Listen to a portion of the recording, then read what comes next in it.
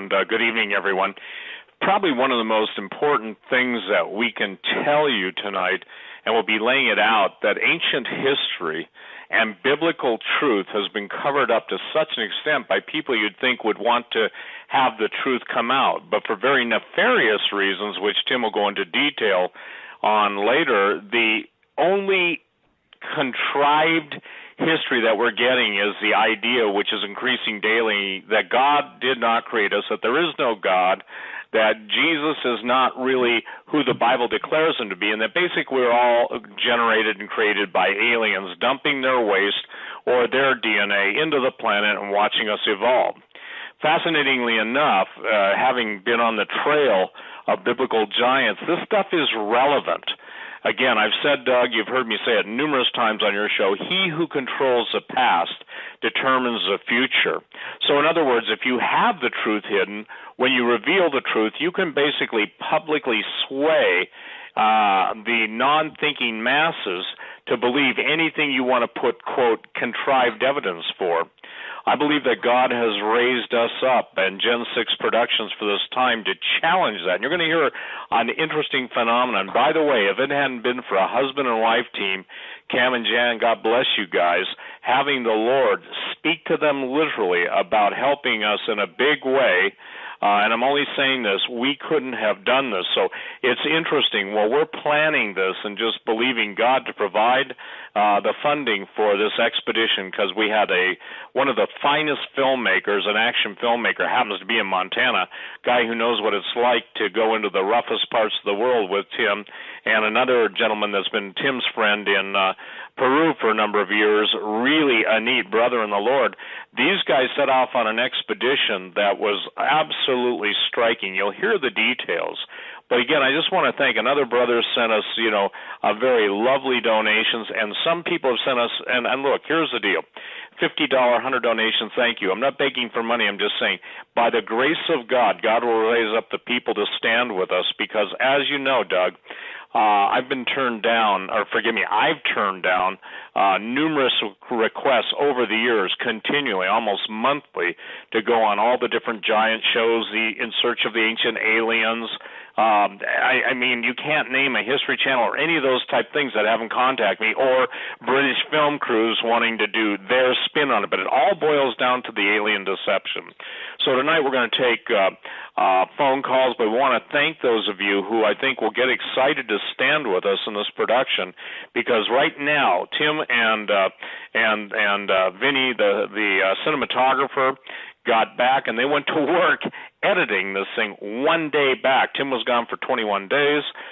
He's a father. He's got 4 children.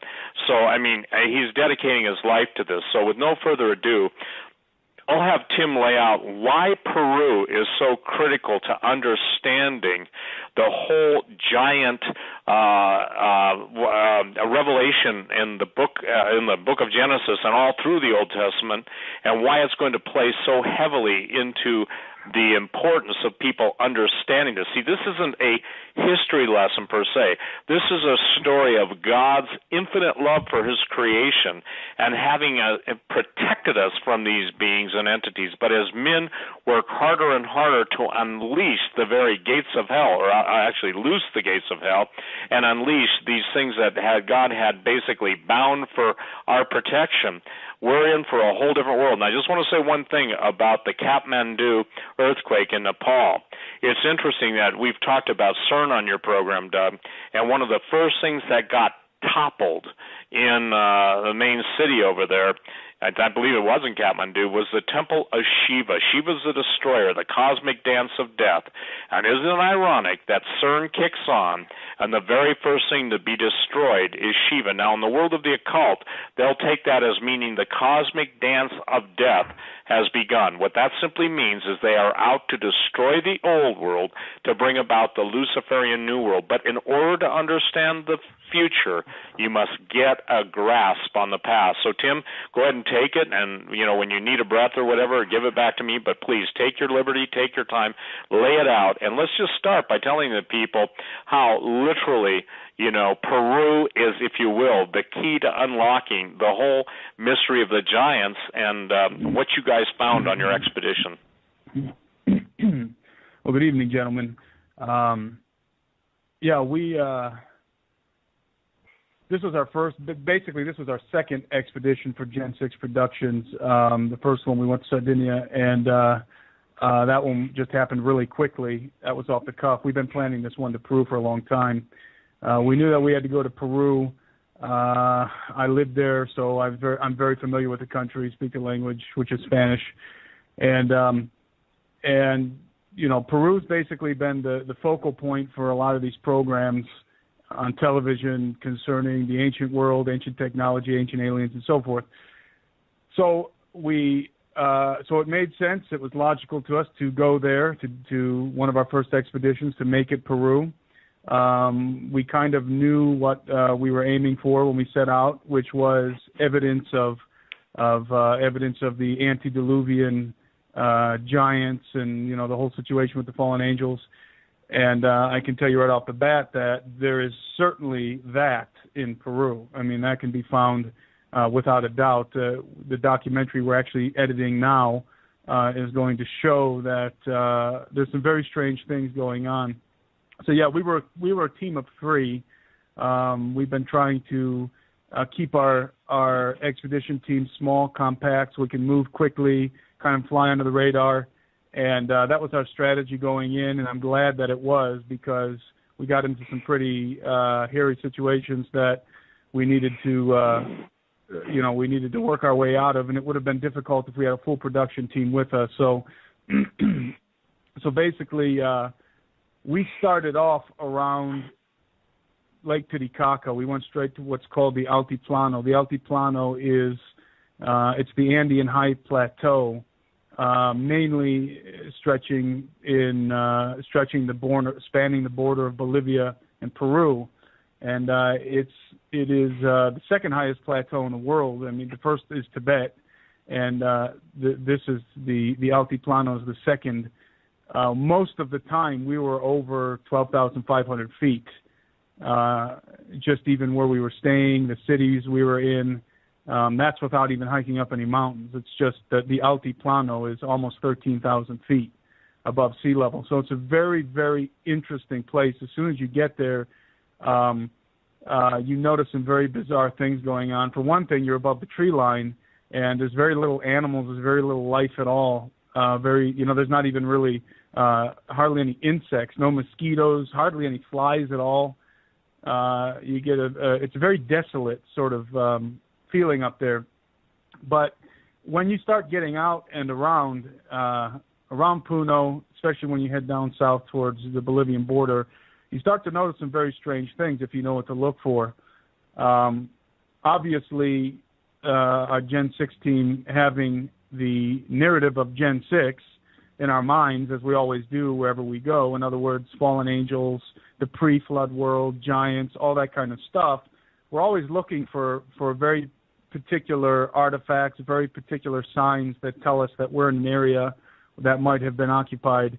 And one of those things is a lot of interesting symmetry out in the landscape, and that's something that we definitely discovered in Sardinia, and it's certainly apparent in the Altiplano of Peru and Bolivia. There's a lot of terracing on the mountains around the area. There's actually a whole lot of terracing. In other words, somebody cut into the side of the mountains the different levels for growing, the stepped levels for growing crops. And these terraces, you'll hear like on the Discovery Channel, on the History Channel, they'll tell you that they were built by the Inca. But when you actually get out there, this is something that we discovered. By the way, Steve, I'm just going to ramble on. If you want me to point me in a particular direction, if you want me to hit particular points. Well, yeah, I think, Tim, let's basically talk. Let's just go straight. And you know me, I always like the bottom line. We'll work backward and take questions. But one of the most interesting things was share about while you were at Amaramuru and what that is, and just that whole situation, because I explained to Doug, what's a chance that we have a film crew at a known Stargate, and then let's take it from there, because in order, Doug, for people to get a grasp on this instead of just, jumping around, believe it or not, I'm going to try and be linear tonight. The point is that where you have the reference of giants, where you have the architecture of giants, where you have the oral tradition of giants and the bones of giants, where you have all that, you usually are in an area of a known portal or a gate. And so, Tim, share just that whole, and share, give people an understanding, because, well, Tim was there. I've shared this on your show and other shows for years on Coast to Coast, but the way that I was told that the gates work by people who evidently can work them, go through them, and whether you believe that's possible or not, when you're talking about top secret military bases and top secret military units that exist only known to each other or known to those they reveal themselves to, beyond top secret, magic, cosmic clearance. Those of you listening to us will understand this who have those clearances. The thing that we wanted to do was to go to Amaramuru. Did I say it right, Tim? Yeah, that's one of the ways you can say it.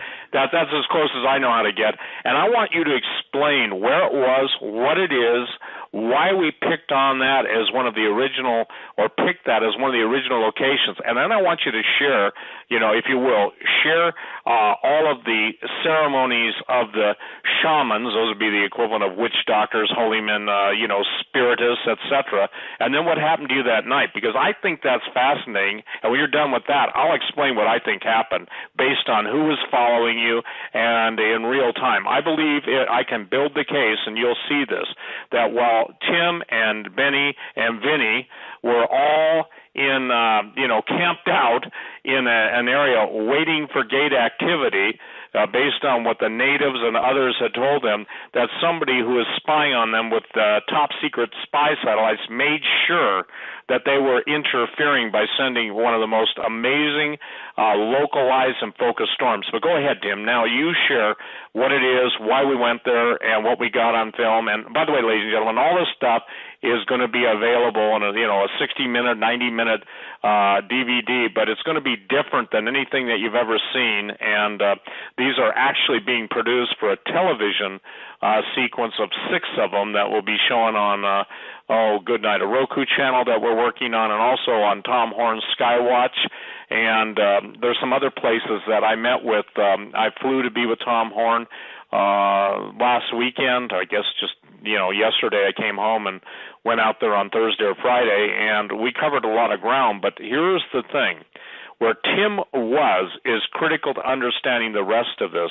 And then, Tim, I want to get you into from here I want to take it to the fact that the most well-known artifacts that von Däniken and all the alien series use, they absolutely move those, Doug, from one place to another. In other words, there's the difference between pre-flood architecture and post-flood. But, Tim, go to Amaramuro, to Stargate, and just lay it out, what you observed there and what happened that night. Okay, Aramamuru. Real quick to finish up what I was saying, because it connects to Aramamuru, all the terracing I was referencing gave us an indication right away that there was a very large civilization that once lived in the Altiplano, and everybody claims it was Inca, but when you actually get there, you talk to the archaeologists, you talk to the engineers, you talk to the professionals, they all say no, pre-Inca. So I think that there's a very large antediluvian civilization living there. So the Aramamuru situation, we had heard about that about a year ago, and obviously we're interested in Stargate. So this was an area that was alleged to be an active portal, someplace that things are still coming out and going into this thing. So we decided to go down there and investigate it. That was one of our primary objectives. And basically, the gate, this particular place, which is now called Aramamuru, is located right outside of the little town of Huli on the bank of Lake Titicaca. And you could Google Earth Huli in the Puno province of Peru, and you'll actually see a marker on the Google map that says Aramamuru. That's the location. Anyways, we went over there, and this, to describe it for people who don't know what it is, this is it's a door or a gate of some kind that has been carved into the face of what appears to be sandstone. I haven't confirmed that yet, but it appears to be red sandstone. So somebody carved this gate or this door into the rock, and basically there's not much known about it except for the fact that it's very old and nobody knows who did it or why for sure. But the ancient legend is, and we were able to confirm this with the natives, that it was some kind of a portal. It was thought to have been a portal. In fact, the Incas certainly associated it with some kind of a portal, because, and they didn't build it, by the way, but because they, during the time of the Incas, the Spaniards, the Spanish priests, dissuaded the people from doing their ceremonies and from reverencing the gate of Aramumudu. It wasn't called Aramumudu back then, but the Spaniard priests actually changed the name to the Gate of the Devil. And so basically in the time of the Incas, it was known as the Devil's Gate or the Gate of the Devil. And precisely because there was a lot of demonic activity associated with it. It was said that it was a portal to a demonic realm, maybe even to hell, and that demonic things went in and came out of it. So it was known as the Gate of the Devil. And basically that name, we found this out, by the way, when we went there. We were actually finding all of this out, doing the research when we were there. And it has come to be called Aramumudu in recently, basically back to the mid-90s. So that name was kind of superimposed over the site by a tour guide over there. He's a shaman. They call him Apus in Peru and Bolivia, but the more common term for us is shaman. And he's a tour guide. He owns a hotel, and he wanted to kind of build a touristic situation around this obscure location that people didn't really know about in the 90s. So that's exactly what he did. And he created, basically, some legends were superimposed over this place. We found that out very quickly. There's a lot of New Age influence there, a whole lot of New Age influence there. So we had to sift through. What was indigenous and what was contrived. Basically, what was old legend and what was new concoctions that the New Age community has devised concerning the Aramumudu location. The name Aramumudu basically it comes from a book that was written in the 80s or 90s by a well-known New Age guy. His name escapes me right now, but his claim was that the gate, the alleged Stargate, was a portal to Muria. So, of course, Muria was closely associated to Atlantis. So basically, Muria, Atlantis, that was a portal, a gateway to Muria and Atlantis. Now, it could be that this individual was, in fact, correct. There is reason to believe that he might have been correct in that assumption. I believe he channeled the information from some kind of spirits or something like that. But anyway, the point is that the natives themselves, interestingly enough, they maintain that basically all of these New Age people have come and brought their own legends, but they maintain their own legends that come down from their grandparents and their grandparents' grandparents and generations back. So that was what I was most interested. I wanted to know what the native community thought about that place. So the native community is literally, I would say within a mile of the actual carving in the face of the rock wall, and they all speak Aymara. The older people, the elderly people in the community, do not speak Spanish. They only speak Aymara. Aymara is the indigenous language, and in fact, they're called the Aymara. The people are called the Aymara natives, and that's also the name of their language. So we had with us an individual who spoke Aymara, so we were able to speak to some of the people. We got that on film, And right away, one of the first ladies that we spoke to was in her late 70s or early 80s. I can't remember, but she was pretty old. And she only spoke Aymara. And immediately she confirmed one of the legends that I had heard doing research here in the United States.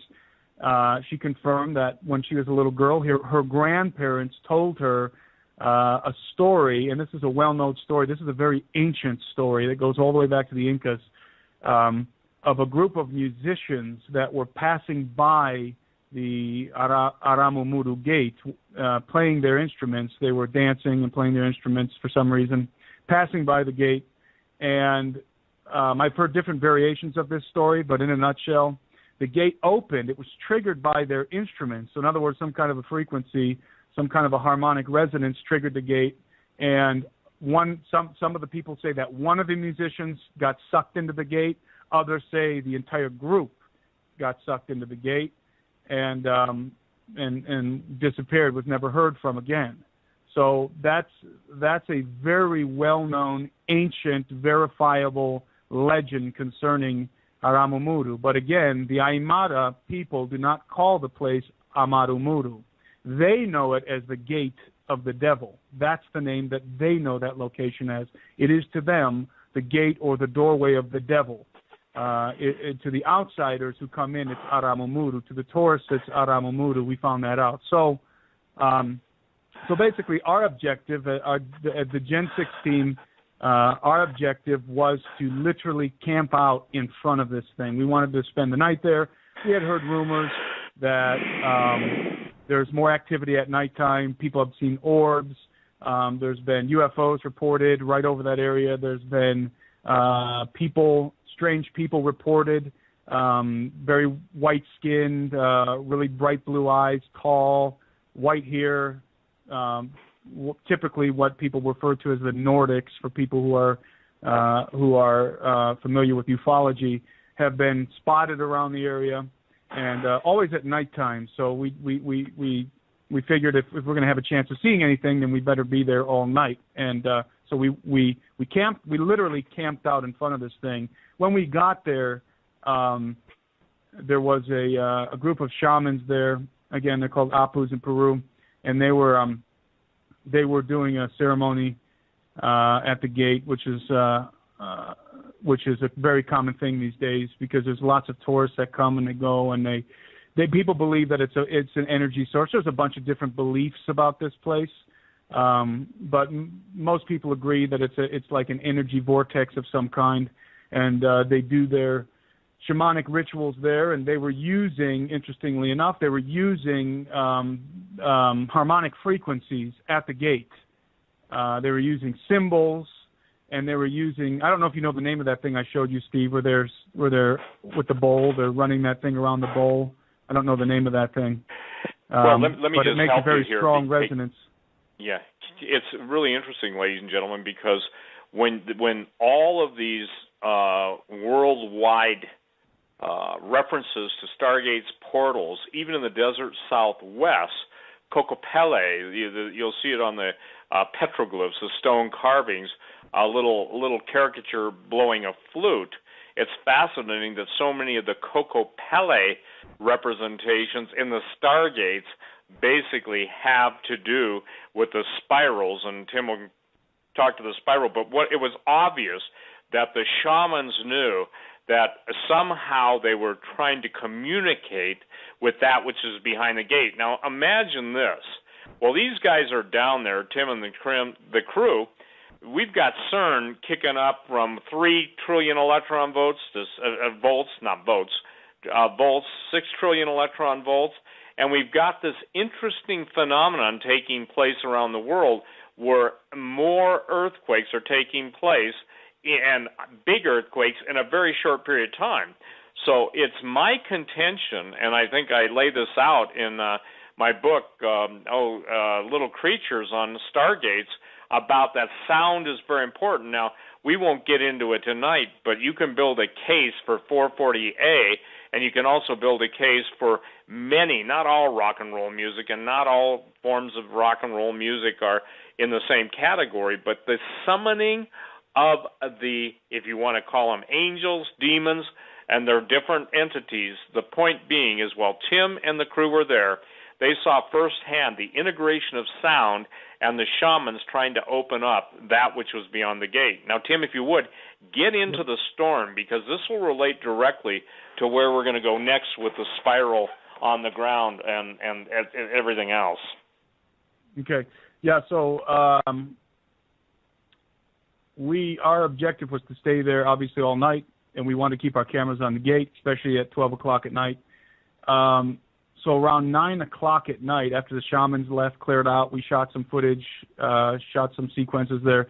After the shamans cleared out, we started walking around. I was told that there's a lot of magnetic anomalies. In fact, I was told this by a very well-known, respected archaeologist in Puno. He told me that he had registered some very strange magnetic phenomenon with his compass, that it would go haywire in certain locations. So I was walking around in the evening and after sundown with the compass, and we got this on camera, looking for any magnetic anomalies. We didn't find any, but we didn't have a chance to walk over the entire area precisely because sometime around 8 o'clock or 9 o'clock at night, it started to rain, and so we got in the tent, set our camera up on the gate, and periodically we'd take a look outside and turn our flashlight on and, check our camera equipment, everything like that. But what happened was a storm moved in on us really, really quickly. We were just sitting inside the tent. At first it was a little bit of rain, but then all of a sudden it just began to hail. And it was really, really strong hail. I mean, it was a powerful hail coming down really hard, very dense, and just pummeling the tent we were in. In fact, it was so loud that we had to shout to each other inside of the tent. All three of us were in the tent to talk to each other. That's how loud the hail was on the tent. And usually, like here in Montana, it hails a lot, and it usually only hails for 15 minutes, half an hour max. But this hail lasted, I would say, it hailed off and on all night long, but this really strong, constant hail fell, I would say, for over an hour. It's hard. I wasn't really counting the time, but definitely over half an hour, because we were definitely expecting it to stop, kind of keeping track of the time for about a half an hour.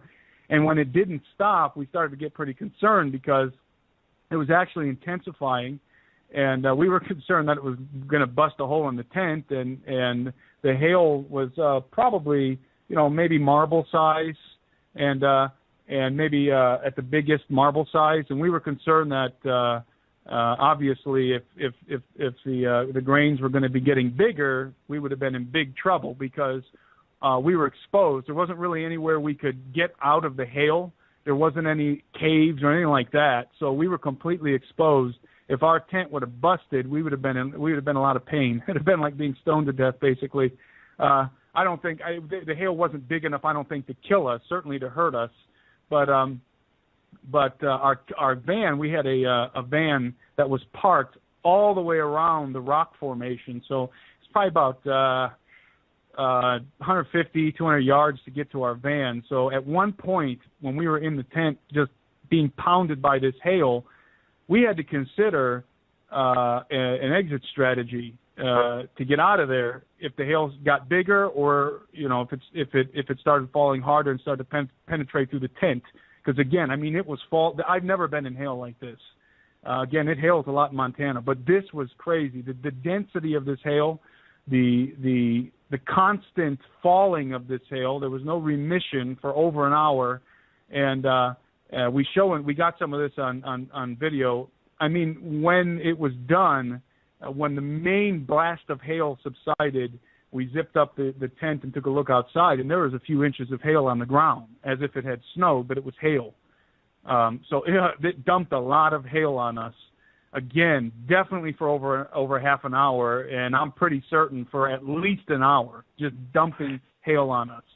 Well, and I think Tim, let make it clear, too, that even the natives were surprised because it seemed to be very localized in your area. The reason I'm saying this, Doug, and I'm trying to paint a picture, is because when electromagnetic disturbances take place, obviously the natives, this is what Tim related to me, I was not there, that they basically were surprised at the intensity of the storm being so localized over these guys' tent, okay?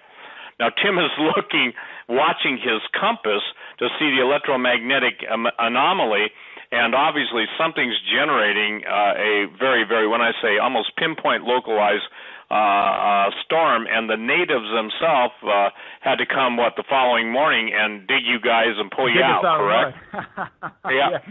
Yeah. So it was a rough night. It was a rough night for the Gen 6 team. Let's just put it that way. Yeah. I don't think we slept at all. I mean, it would. Go ahead. Well, yeah, I think that it's critical to understand. Now, from there, you went to explain the difference, and I want to get, again, because we're going to take questions and stuff, but I want to get to the difference between the pre-flood architecture and the post-flood architecture, and go right into the, obviously, some of the findings that no one to date has ever brought out, because I want people to understand we're not just going down there to do what everybody else is doing. And later on in the show, we'll get to what I believe was one of the gentlemen that was supposed to take Tim and the crew to an area where the bones are up in the cloud forest, and I believe the guy was tampered with. And I'll tell you why when we get there. But, Tim, tell people about, I think it's really important because all these history shows, and Von Däniken, Chariots of the Gods, and all the books out there, especially the New Agers, they're not really showing the whole area and how close the old architectures to the new, and how basically part of it's designed just for the tourists to see, but the really good stuff and interesting stuff is off limits, and basically they're doing their best to keep you out of where the good stuff was. Explain, the gateway to the sun and how it had been replaced or, repositioned from where it would have been, and we'll go into the difference between antediluvian, in other words, prior to the flood of Noah, and after the flood of Noah, the architecture, and, to go into the engineer's comment to you. Okay. We met up with an engineer in Puno and an archaeologist. Very well-known both of them work both of them are professors in the university, the National University in Puno. And basically the next day we went to Puno with the engineer. He went with us. He went with us to Tiwanaku. Tiwanaku is located right across the Bolivian-Peru border. It's on the Bolivian side. The engineer's name is Mario, and Mario's done his own investigations into the building techniques and anomalies that are found in the region, in the entire Altiplano, and all throughout Peru and all throughout the world as well. And being an engineer, he's very interested in it, very interested in trying to decipher how in the world ancient cultures were able to construct things that our modern engineers have a hard time even figuring out today. And in some cases, we cannot replicate, we cannot duplicate what some of these ancient people did. And so we took him with us. He had a theory that correlated with our own theory, which is that we believe that that whoever was building these ancient constructions, obviously antediluvian races that were under the teaching or using the knowledge and technology that was brought from the fallen angels, most likely giants building most of this stuff, that they were able to somehow change the molecular or the atomic structure of the stones, make them soft, levitate them, do all kinds of things with them in order to work with gigantic, 200-ton stones and place them with precision that is mind-blowing. So there's a lot of this in Peru. And so this engineer Mario went with us, and his theory was exactly that.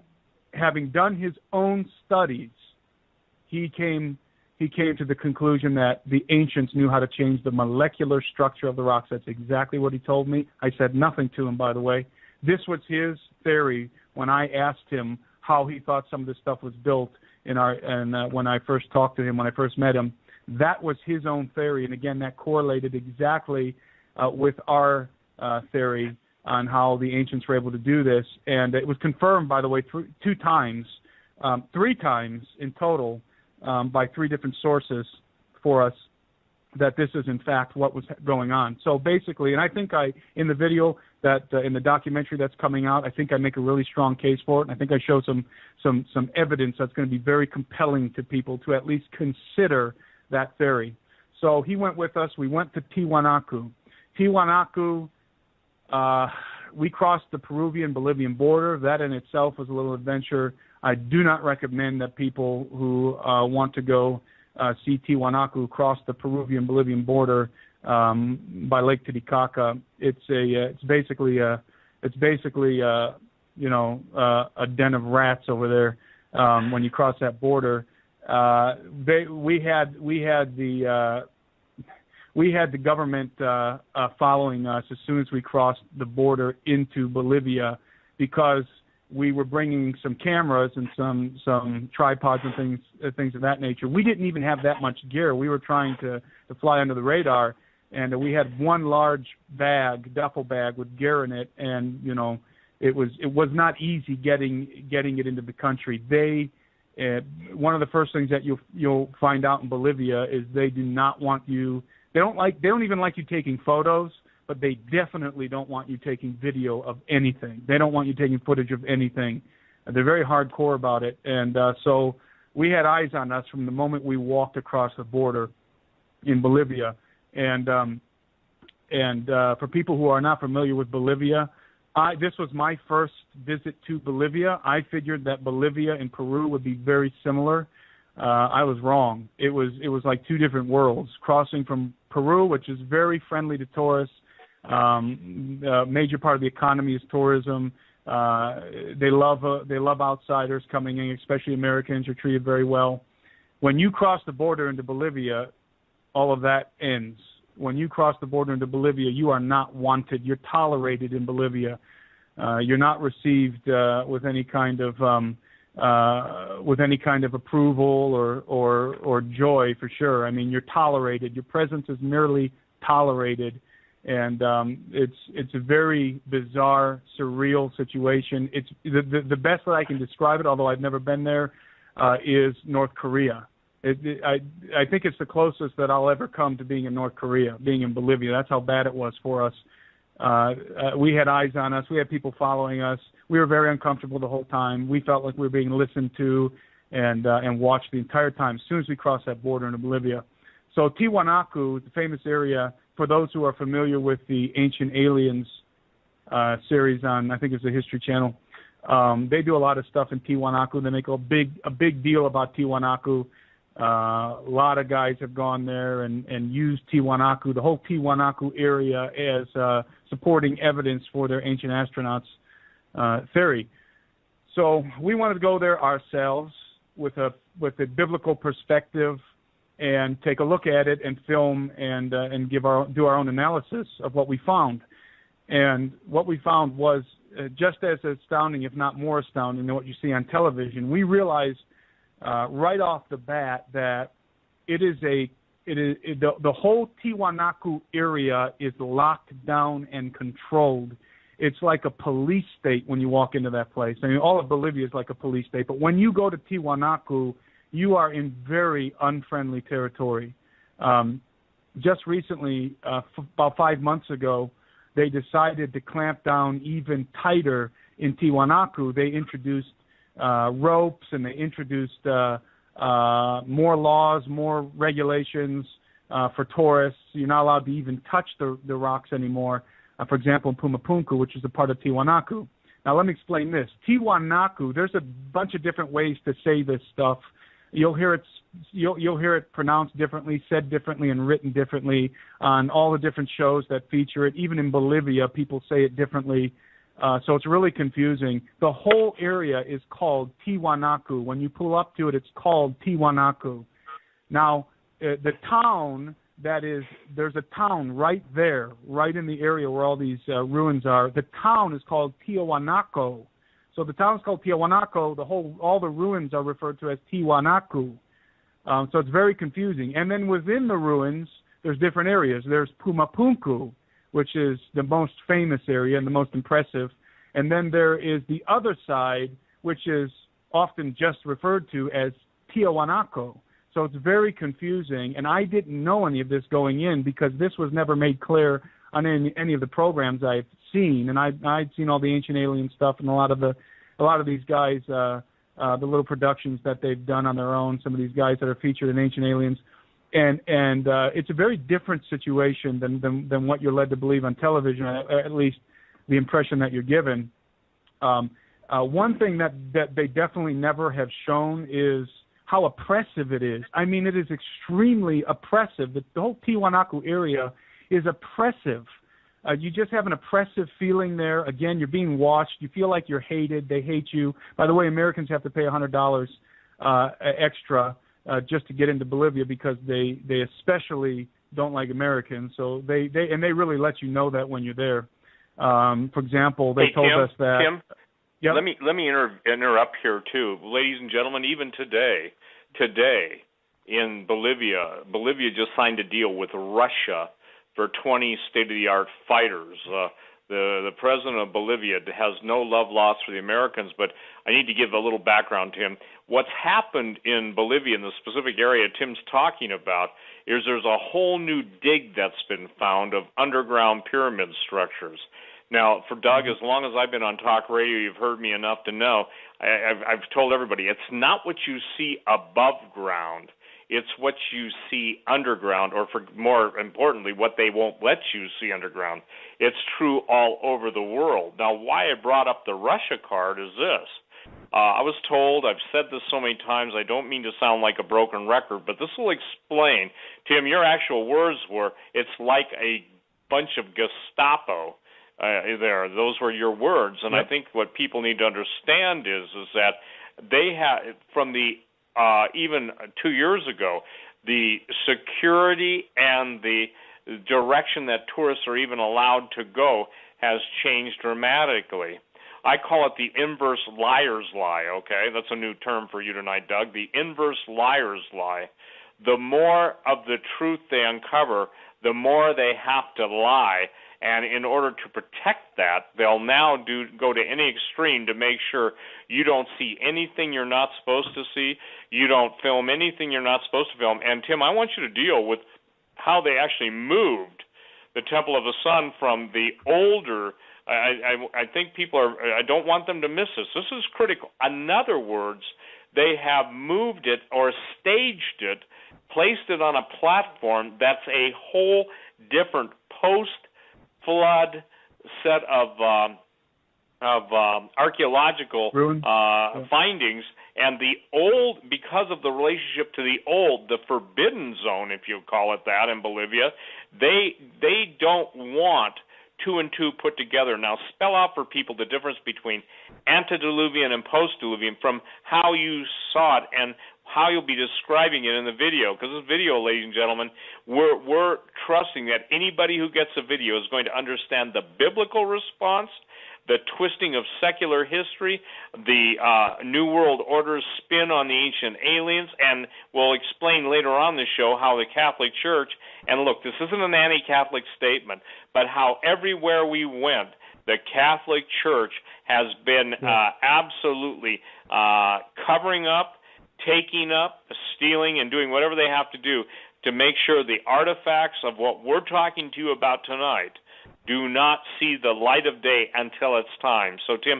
explain that, because I thought that was one of the most fascinating things that I've ever heard, because when you see the History Channel, the Discovery Channel, even watch any specials on it, you'd swear, forgive me, you wouldn't swear, but you would declare that, you know, it's not even accurate, is it, in its juxtaposition of how close it is, i.e. the old architecture versus the new. In other words, the giant fallen angel buildings versus who came afterwards.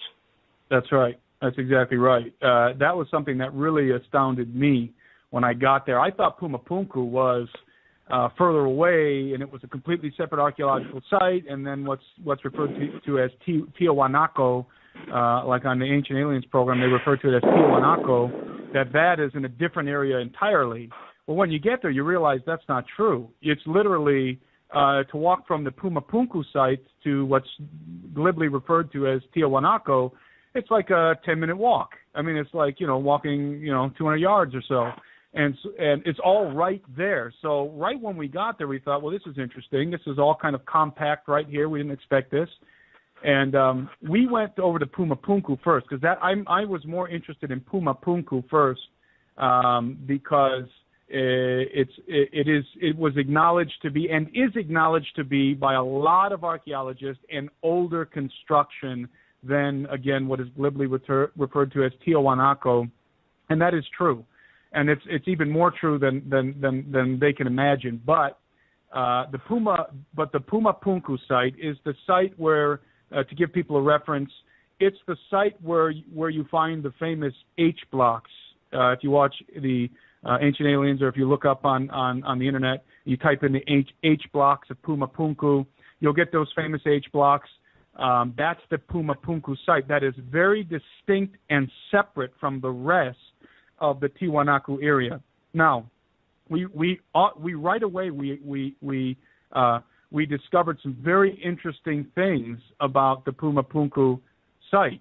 Most of what is there, the grand majority of what is there, is still under the ground at Pumapunku, and it is under the ground. I mean, it's not like there's ruins all over the place on the Pumapunku side. No, it's only where they've excavated.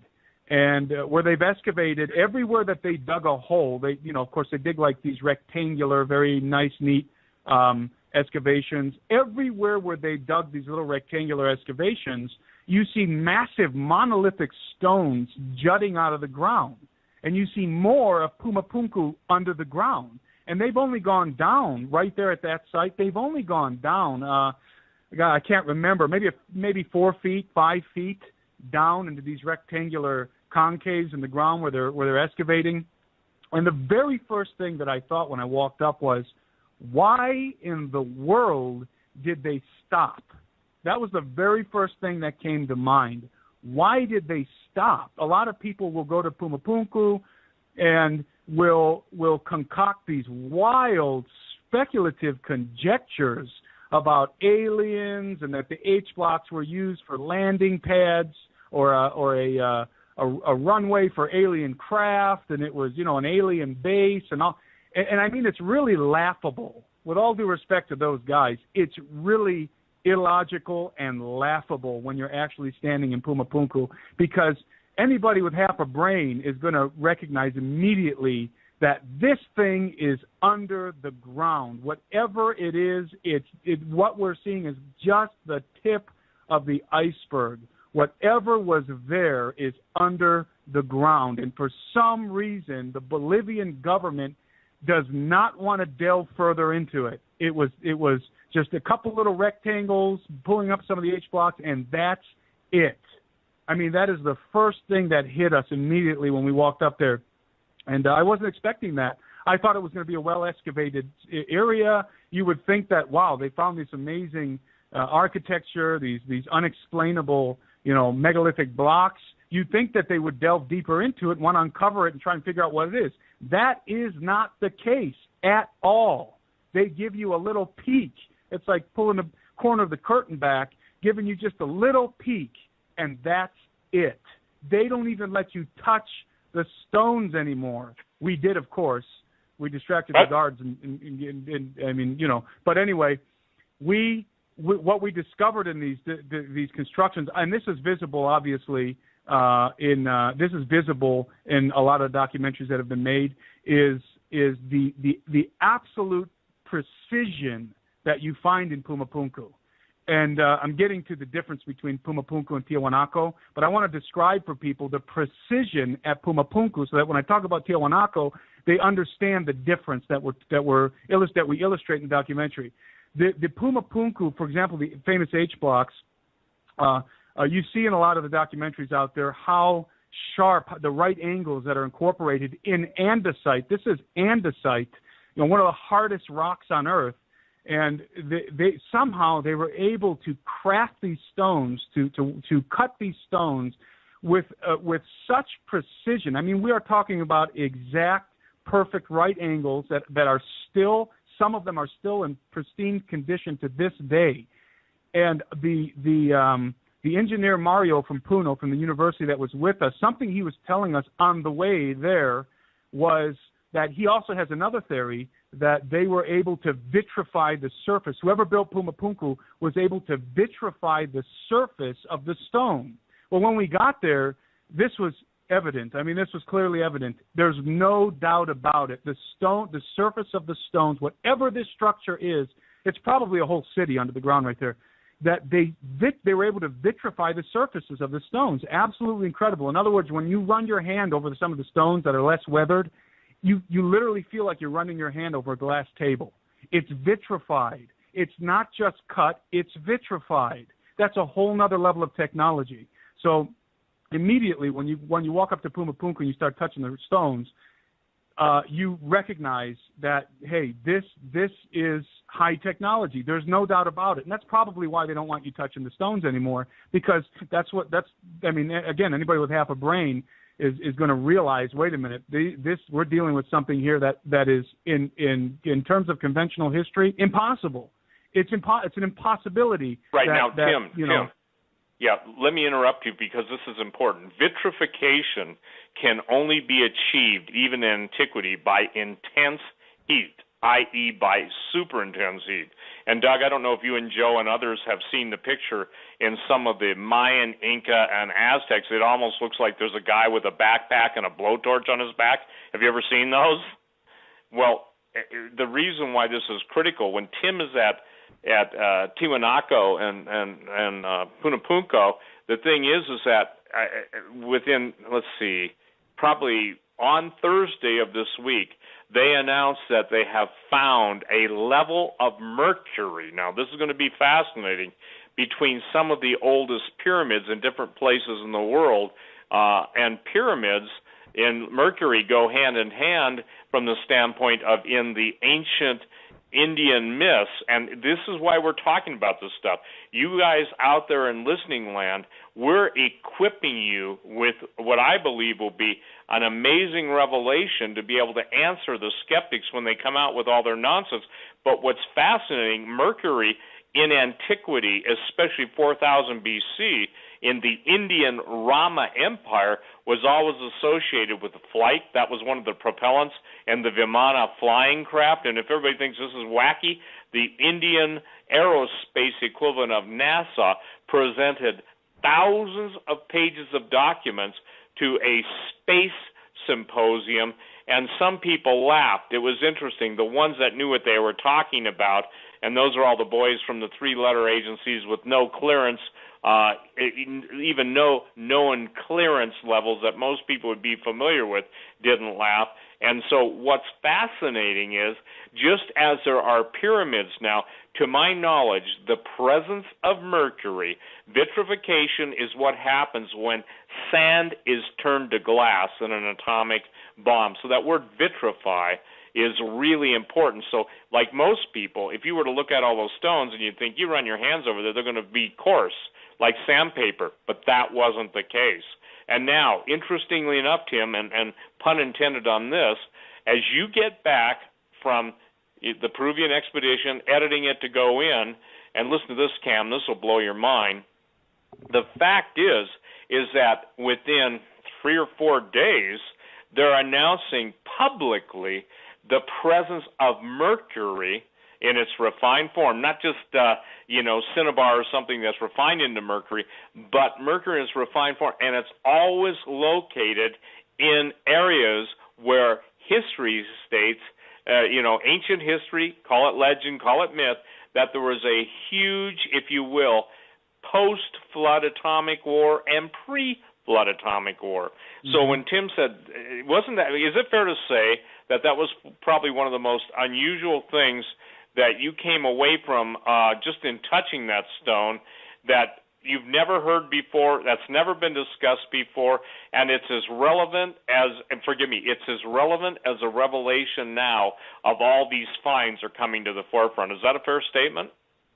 Yeah, I've heard people talk about that they're incredibly smooth, and I don't know if some of the explorers and researchers have specifically mentioned the vitrification, but I don't believe they have.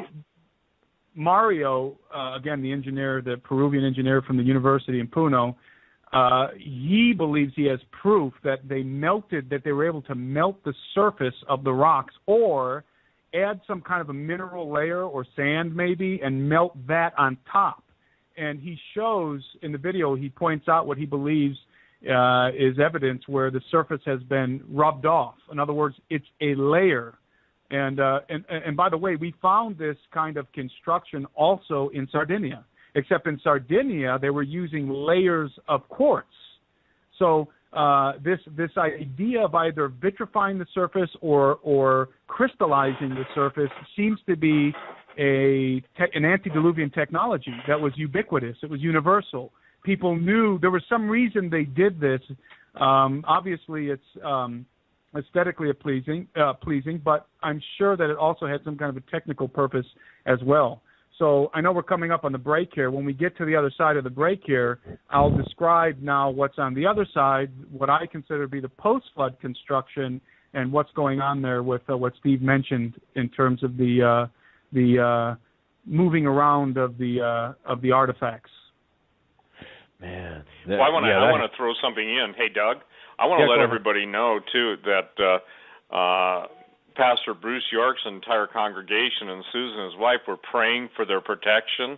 I remember asking Romy and being on the phone with Romy, praying for their protection, covering them, and asking God to block them. Here's what I think people have got to understand, and boy, Lord, help me to communicate this.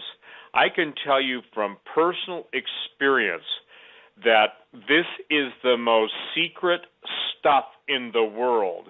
How can you say that, Steve? Simple. When I get contacted with guys that have 4 stars and more, and basically, how do I say this? I got to leave it at that, or I'll say too much. I'm not trying to be mysterious, okay? And I get contacted by guys who show up at my store with cosmic clearance. If you don't know what that is, top secret's 28 levels below that. The point that is really critical, or when I talk to a man who is handpicked by Dr. Teller, God bless you, my brother, and I won't even say his name or initials, and he basically has been dealing with core reality. Here's what core reality boils down to in a nutshell. True ancient history, stargates, and aliens, and guess what? You can't separate them all. Probably the closest guy that ever came to really nailing that in a film, and I'd say accurately, was Chris Carter in the X-Files movie, not the X-Files series. Some of that stuff's real too. So why am I saying this? And I believe this is why God spoke to a couple, a dear couple, that, and I mean, they could have taken their money and gone any place with it. But when they called me, actually sent me an email and said, God laid this on our heart. Here's why God wants this stuff known. There's nothing that has been hidden that will not be revealed. The reason why the slaughter of Christians and the necessary removal of them all in the United States is so that they can bring on the ultimate deception. Doug, here's a simple question for you in your investigator days. Who is it that stands against right now the revelation of that we were not created by God, that Jesus is not the Son of God? Now, that's what they're saying. I obviously don't believe that. And the fact is that the aliens created us. They're coming back to save us and to serve mankind. Unfortunately, they're going to be serving us up on a banquet table, and they're going to be, most likely turning us into a food source. Well, the answer always goes back. If I said that to you immediately, what's the first thing that comes to your mind, Doug? Well, Luciferians, anyone with an anti-biblical agenda. I mean, Satan, there you go. Satan, the list is growing daily, it seems. Yeah, and so this is what, boy, I'll tell you what, and this is what Tim even encountered in Sardinia. Tim, I want you to share just who it was, because even in Peru, is it accurate to say that when you asked who was covering it up, the answer in the Reed Islands on Lake Titicaca were the same as the elderly people in Sardinia? It goes right back to the Vatican, does it not? Well, in Cusco, when we talked to the people in Cusco. Yeah, Cusco, I'm sorry. We were also in Cusco. concerning some of the amazing sites around Cusco. When we found out, we literally found out, wasn't even just asking people, we went and found out ourselves that the Vatican, I mean, I call Cusco now the Vatican of Peru. I mean, or I should say the Vatican of South America, because that's what it is. When you're there, you realize, wow, we are, this is a Catholic, this is a Vatican stronghold. And that's another thing that you don't hear anybody saying, but you're hearing it from me tonight. Cusco is a Vatican stronghold, precisely because of what it's sitting on top of. And I think that, just so you know, Doug, I was with Tom. Yeah, I think, I don't know if somebody cut out, but when I was with Tom Horn over the weekend, Tom told me an amazing story. When they were leaving Mount Graham, they stopped in. That's in Arizona. This is related to what Tim is talking about right now. When they were leaving, they stopped at a little, I think, a restaurant, and the guy came out, and they were talking about Mount Graham. He says, well, did they tell you that the Pope came here in a quiet delegation in a helicopter to go and take a look at what's coming through their telescopes? Now, Tom hasn't said that publicly. He'll probably say that on your show on May 5th. For those, I don't know if you've announced that yet, but Chris Putnam, who, by the way, I met, and Chris is a classic sense of the word, a scholar, because he's reading his Hebrew right to left. He's got his Greek lexicon up there, and he's a very, very, very competent linguist. But saying all that, it just dawned on me, okay? When Tim touched down in Sardinia, they were followed by the guy. The Sardinians, I'm going to make this short, Tim, and turn right back to you. The Sardinians made it clear, almost scared to death in the case of a certain individual you met with, a couple individuals. You go to Cusco, that same thing is there and present. Now, saying all that, Tom says that the gentleman said, yeah, the Pope showed up. That was never announced publicly. It was never even intimated publicly, yet it happened. So, okay, someone says, well, I don't believe it unless it's in the newspapers. Well, I got to tell you something. You're already brain dead if you believe that. Anybody who is doing anything surreptitiously is going to publish it or ever tell the truth. So take it from there, Tim. Exactly. Just what we're dealing on now is the cover-up. Remember I said this. This is the core reality. Share from Sardinia the following and the fear, and then take it to Cusco. Okay. Let me finish up the difference between Pumapunku and Tiwanaku for people who I'm sorry. Yeah, go ahead. I'm sorry. I forgot about that. So to return to the whole Pumapunku situation, just so that to close that out, so people understand how the situation is there. Basically, as I said about Pumapunku, everything at Pumapunku is under the ground. There's no doubt about it. It's under the ground. All that they're showing is the tip of the iceberg, and they're not, at least on the surface, interested in going any deeper, although I'm sure all kinds of stuff is going on the ground. But if you walk 200 yards or so from Pumapunku across the way, you're in the area now that is referred to generally as Tiwanaku. Over in that area, there's a distinction. Everything you find at Tiwanaku, most of what you find at Tiwanaku is above ground and is inferior to Pumapunku. And that is evident immediately.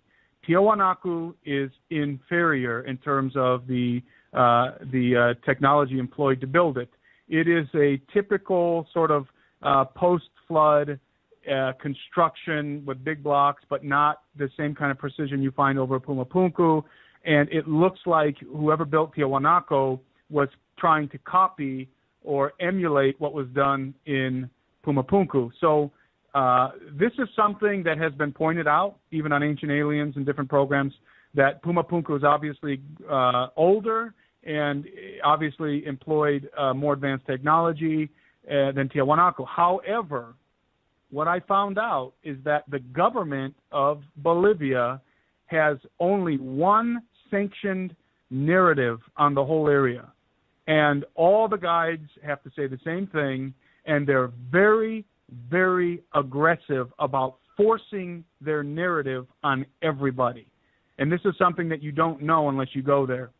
And that narrative is that Pumapunku and Tiwanaku, there's really no difference. There's nothing to see here. This is the same kind of a deal, same kind of a civilization. Maybe Pumapunku is a little older, same kind of technology, There's nothing to see here. Don't, ask any questions.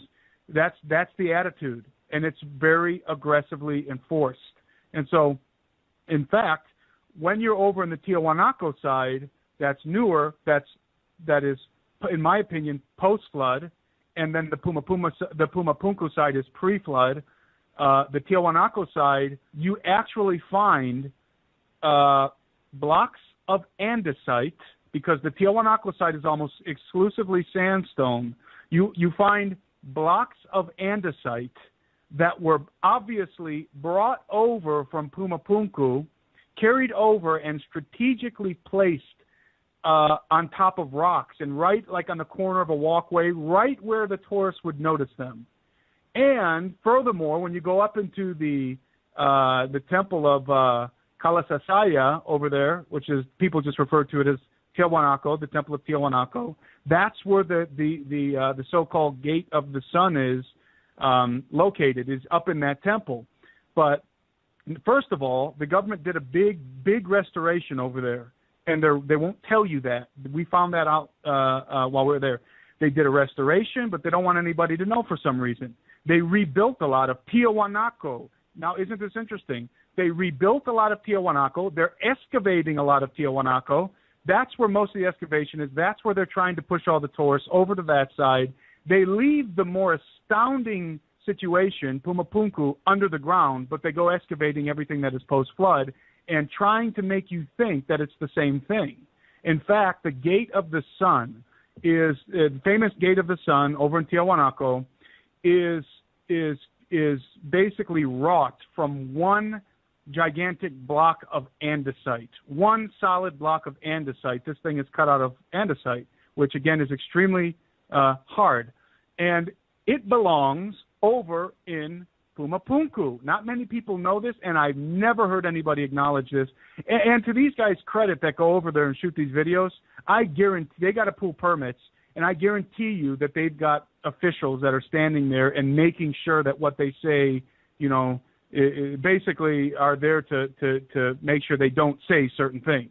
So I don't know if this is something that's been overlooked, if people haven't noticed this, or if they've had to keep quiet about it, but it is obvious that artifacts from Pumapunku have been carried over and placed in Tiahuanaco, strategically placed over there. And the guides, if you listen to the guides walking around, for example, there's a famous monolith made out of solid andesite right in the middle of the Kalasasaya temple in Tiahuanaco, and that this monolith, all the guides, it's comical, all the guides have to say when they walk up to this monolith, I stood there and listened to them, this is an original monolith. This was here originally. This is exactly how it was discovered. This is exactly where it was. They all said that when they came. I'm thinking, how bizarre that they all have to say that when they come up to this monolith that is made of andesite that obviously belongs in Pumapunku. Why do I say that? Because there are other monoliths in Tiahuanaco that are imitations of the andesite ones, and they're made out of sandstone, which is much softer and much easier to work with, and the technology is far inferior to what's over at Pumapunku.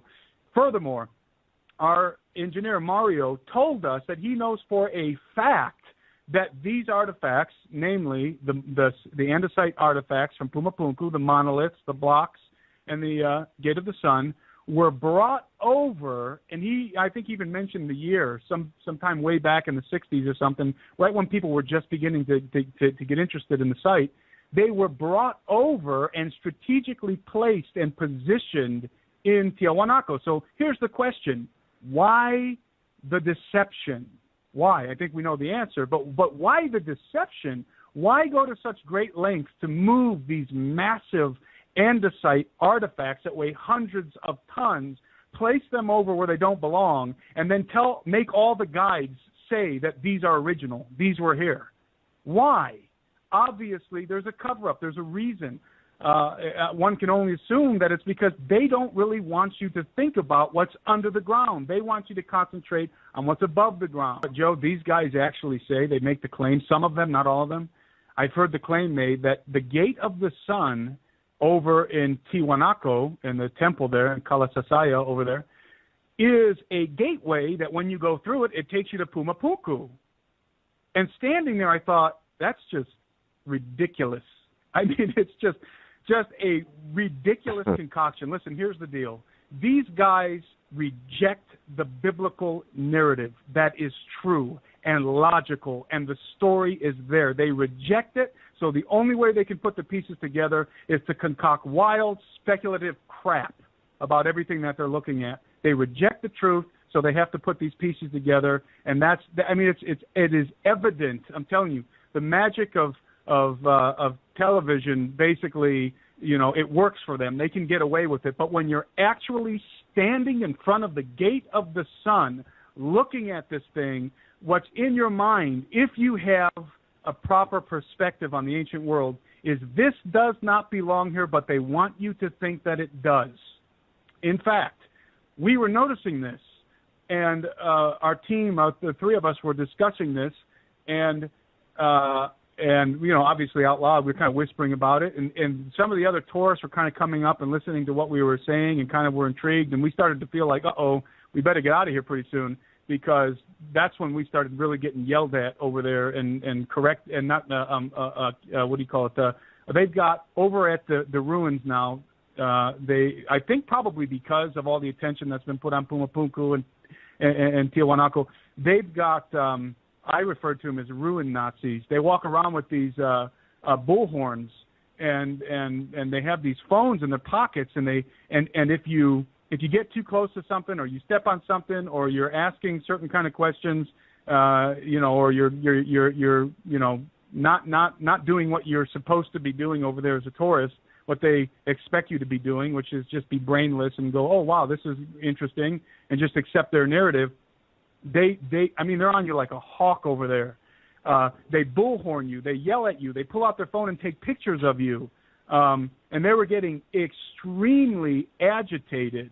And I'm convinced, and I think so are the other two guys that were on our team, I'm convinced that they have people there that could understand English, so that they could understand what you're saying about the artifacts.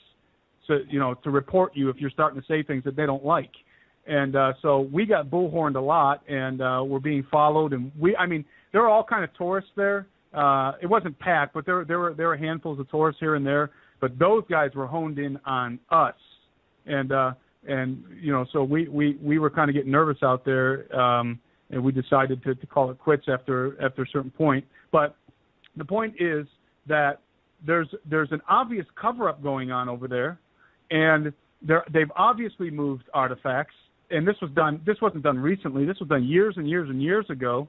They obviously have not delved any deeper, at least on the surface, into the more interesting part of Tiwanaku, which is Pumapunku.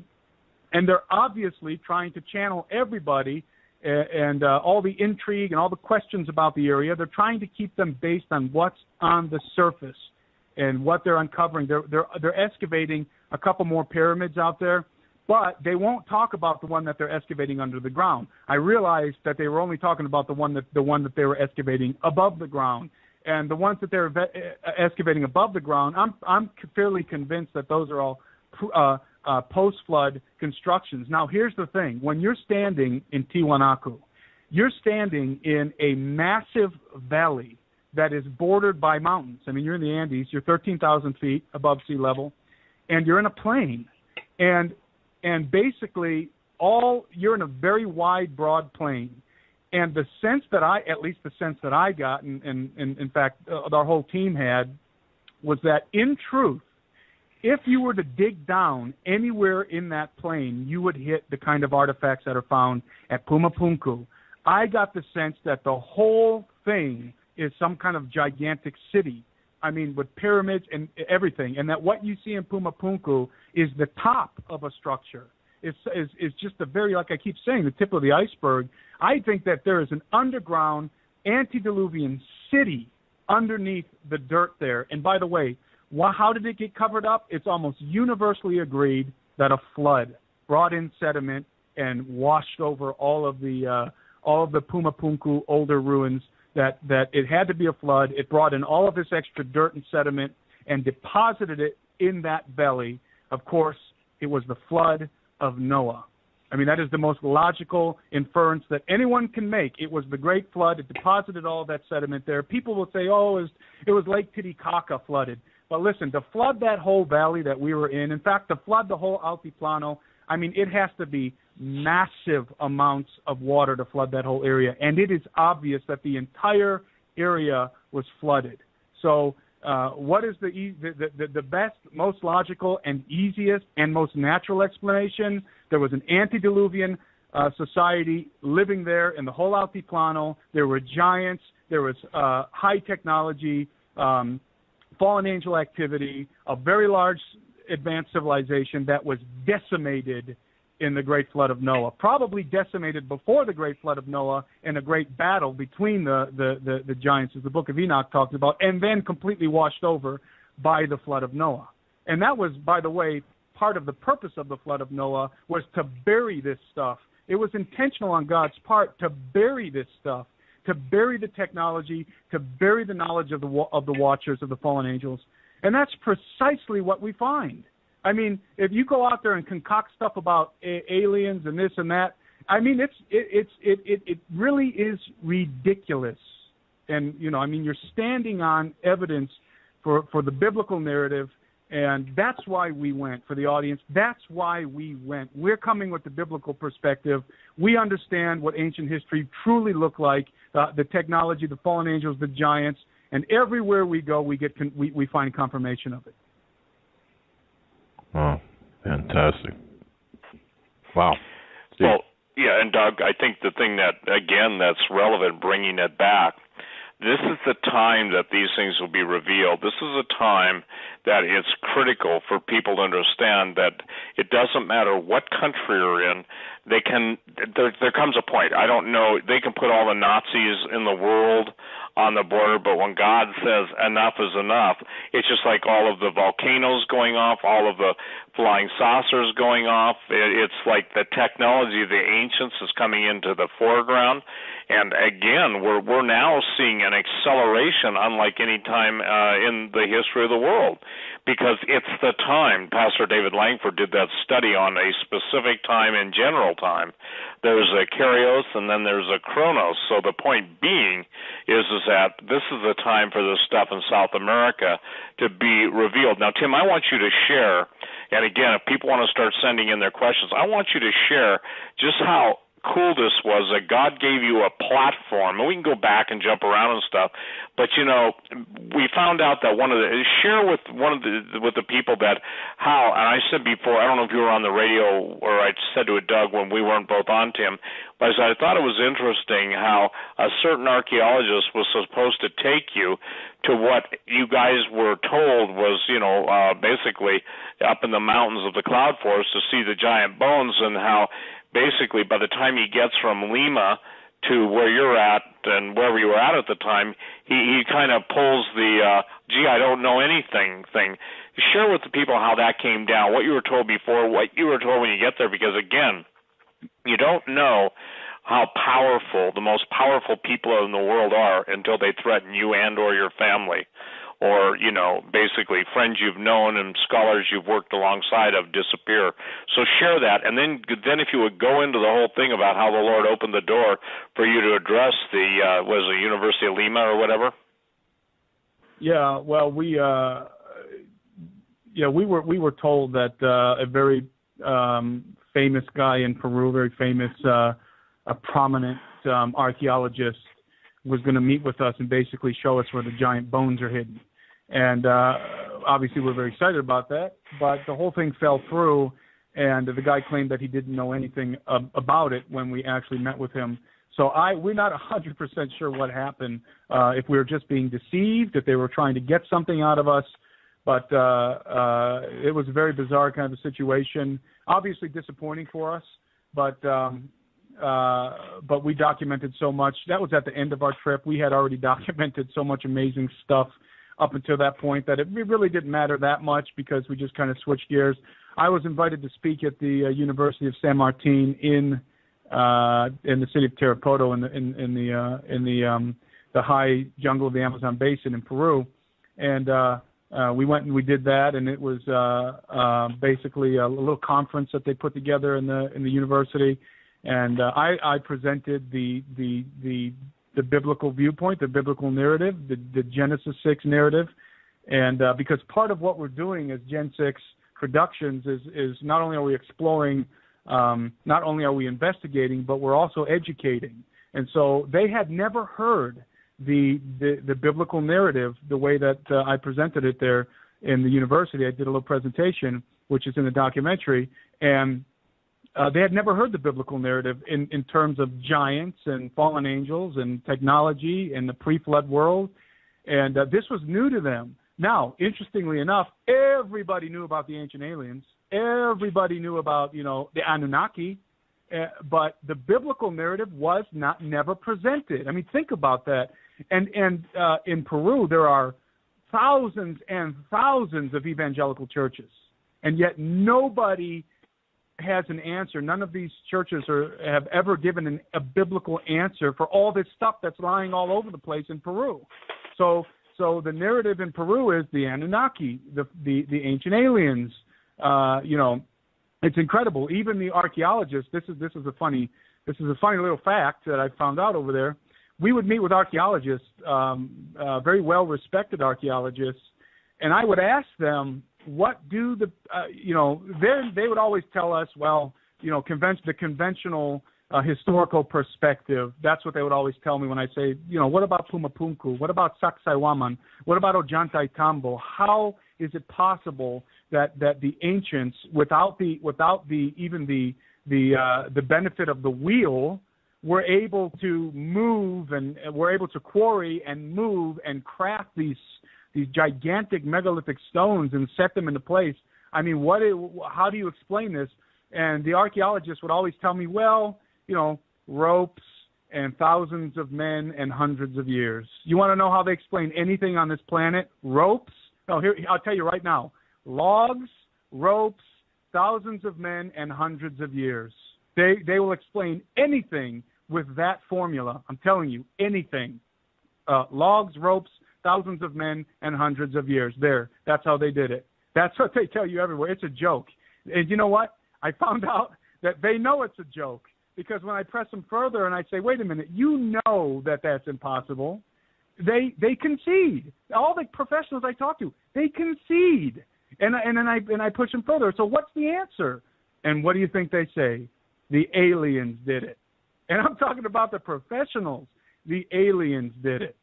I mean, they won't say that in their books. They won't say that on television, but in private, when you really get them, corner them, you say, this is illogical. This can't be done.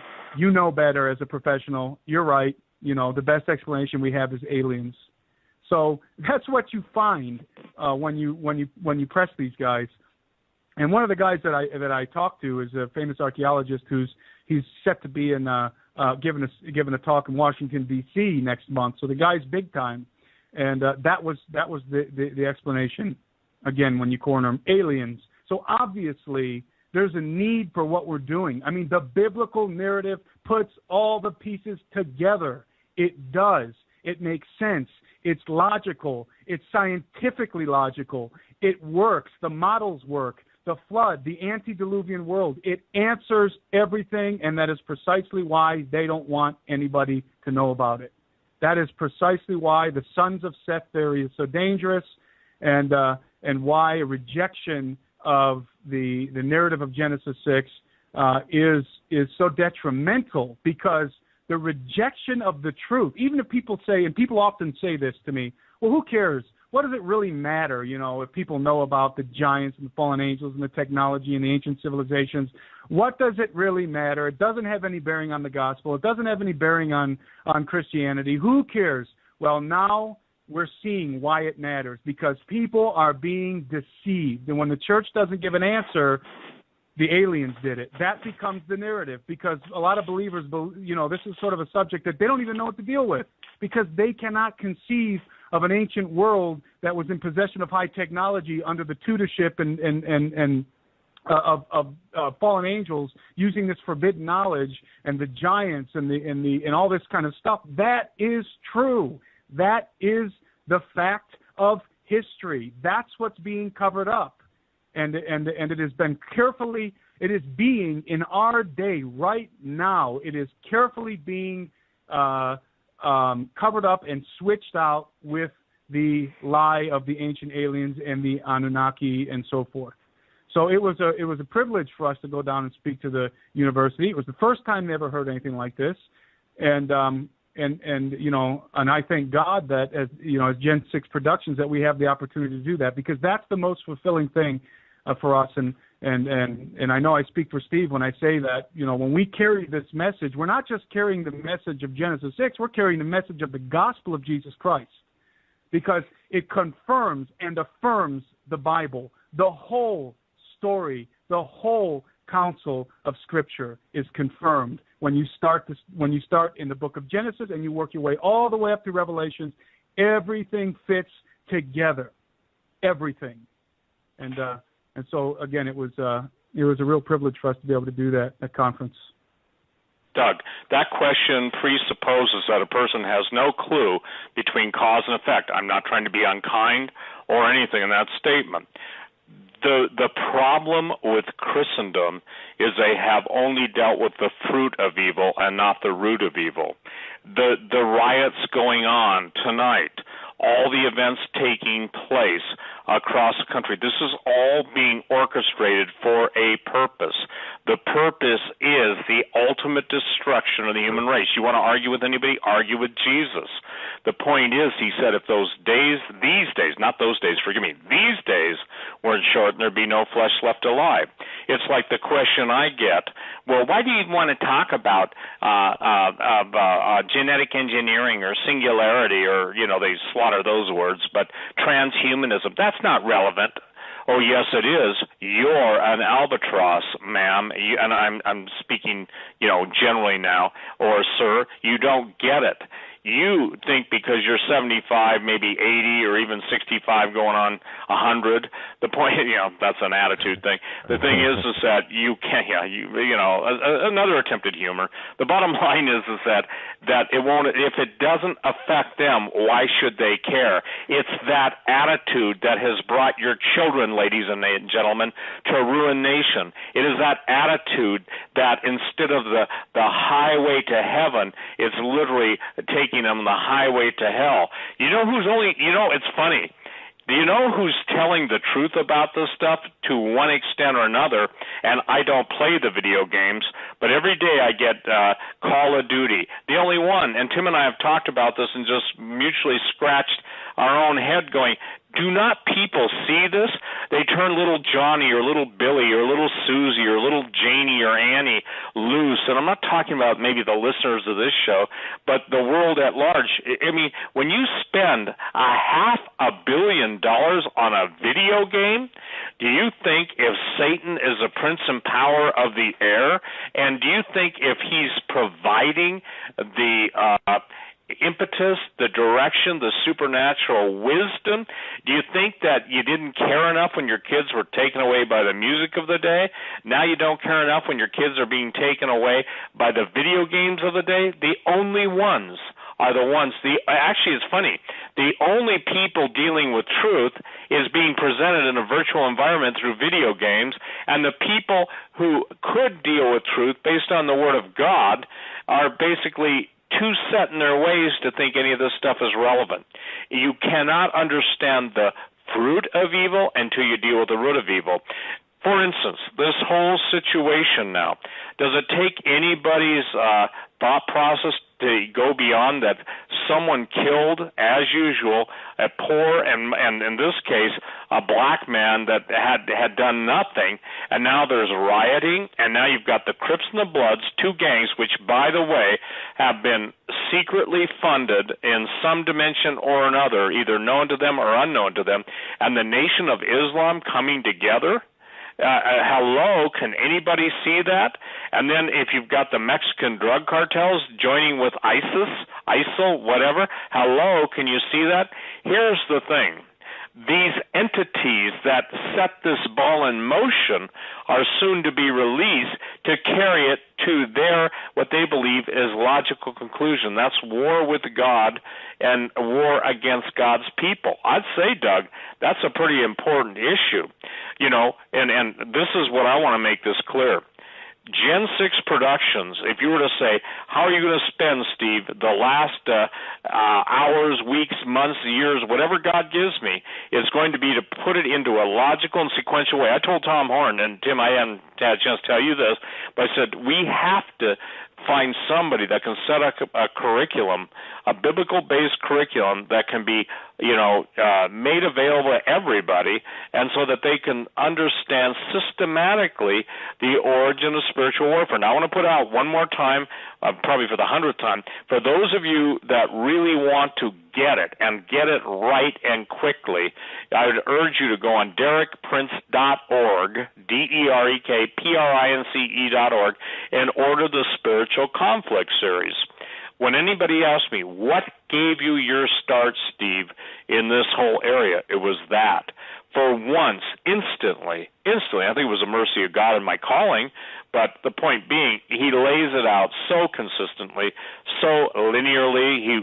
Derek Prince was a Hebrew, Greek, Latin scholar, trained in Oxford, filled with the Holy Ghost, very, very systematic, a wonderful man of God, and there are many people listening to this broadcast tonight who, like me, came out of the Jesus movement, and God used him to train a bunch of long-haired social outcasts and people that, mainstream church would not like to have sitting next to them in a pew, and God did the inevitable, and that's what he's going to do too. I hear all these stories. I was asked it the other day, don't you believe there's going to be a mighty revival? It won't happen between four walls in a building with a church, a steeple, and all the people. It's going to happen on the streets. It's going to happen in your homes. It's going to happen wherever the power of God manifests. And so, Doug, when you get the emails, I get the emails. And by the way, when I get emails, they're from people saying, thank you for explaining all these ancient artifacts. Do you think if 90% of reality TV is basically pushing the alien agenda, if everything Tom Horn and Chris Putnam have written about in Exo Vaticana, in The Road to the Immortals, by the way, that's an amazing book, the point being is that, do you think this is not relevant? And, oh, by the way, Tom Horn and Chris Putnam did say that former Pope was going to resign. Oh, gee, they just must have had a lucky guess. Here's the deal. Quit fighting so hard and say, Lord, teach me. I tell people, take everything Tim Alberino says to the Lord, take everything I say to the Lord, and I believe people are going to be blown away, because the documentary, when it goes into editing, it's not like on talk radio, This thing is going to be fast-moving, it's going to be incredibly informative, and by the grace of God, it's going to be true to the Word of God. I don't think, Tim, people really understand what the Lord did for you by opening up a university to the science department and the graduate students and those who attended the symposium. And hear me, ladies and gentlemen, that's the first time, according to them, they've ever heard the gospel. I told our benefactors, I said, Cam and Jan, I said, thank you guys for being obedient to the Holy Ghost, because he said to me, this is one of the guys that donated to this project. It would have never come off had it not happened. And the point being is that he wanted to make a difference in the closing time period of whether we've got days or months, whatever. But it's no longer the end is near, the end is here. So who knows? I've got people in the Outback emailing me today. Thank you for dealing with these questions. By the way, it explains a lot of Australian myths and legends too, what we're talking about. So I would encourage everybody, listen, the time is here now. If you pray about it. Those of you that really want to get involved in something, you can't go because of your age, and you want to stand with us in this, we're going to absolutely try and get 6 different episodes, and we won't tell where we're off to next. Probably the next time you won't hear about it. You'll start seeing as soon as we can get them edited and into post-production, everything. You're going to see some amazing stuff. And Tim, just for instance, give people an understanding of Sacsayhuaman and what Ollantaytambo. Just those are amazing things. That how the rocks had to literally be poured into each other to fit. Show them on that. I would say that out of everything that I saw on this expedition, the most impressive was Sacsayhuaman. Sacsayhuaman is an ancient fortress located right outside of Cusco. It's literally sitting up, basically on the mountainside or up on the plateau, overlooking Cusco, and obviously Cusco was strategically settled by the Inca where it is, not because the Inca thought that was a good place, that was appropriate for defense of their capital city, or because of the natural resources. It is apparent to me that they settled right on top of whatever antediluvian society, whatever antediluvian culture used to be there, and they literally built their city on top of what they found. You won't hear that if you go there. You won't hear anybody talk about that.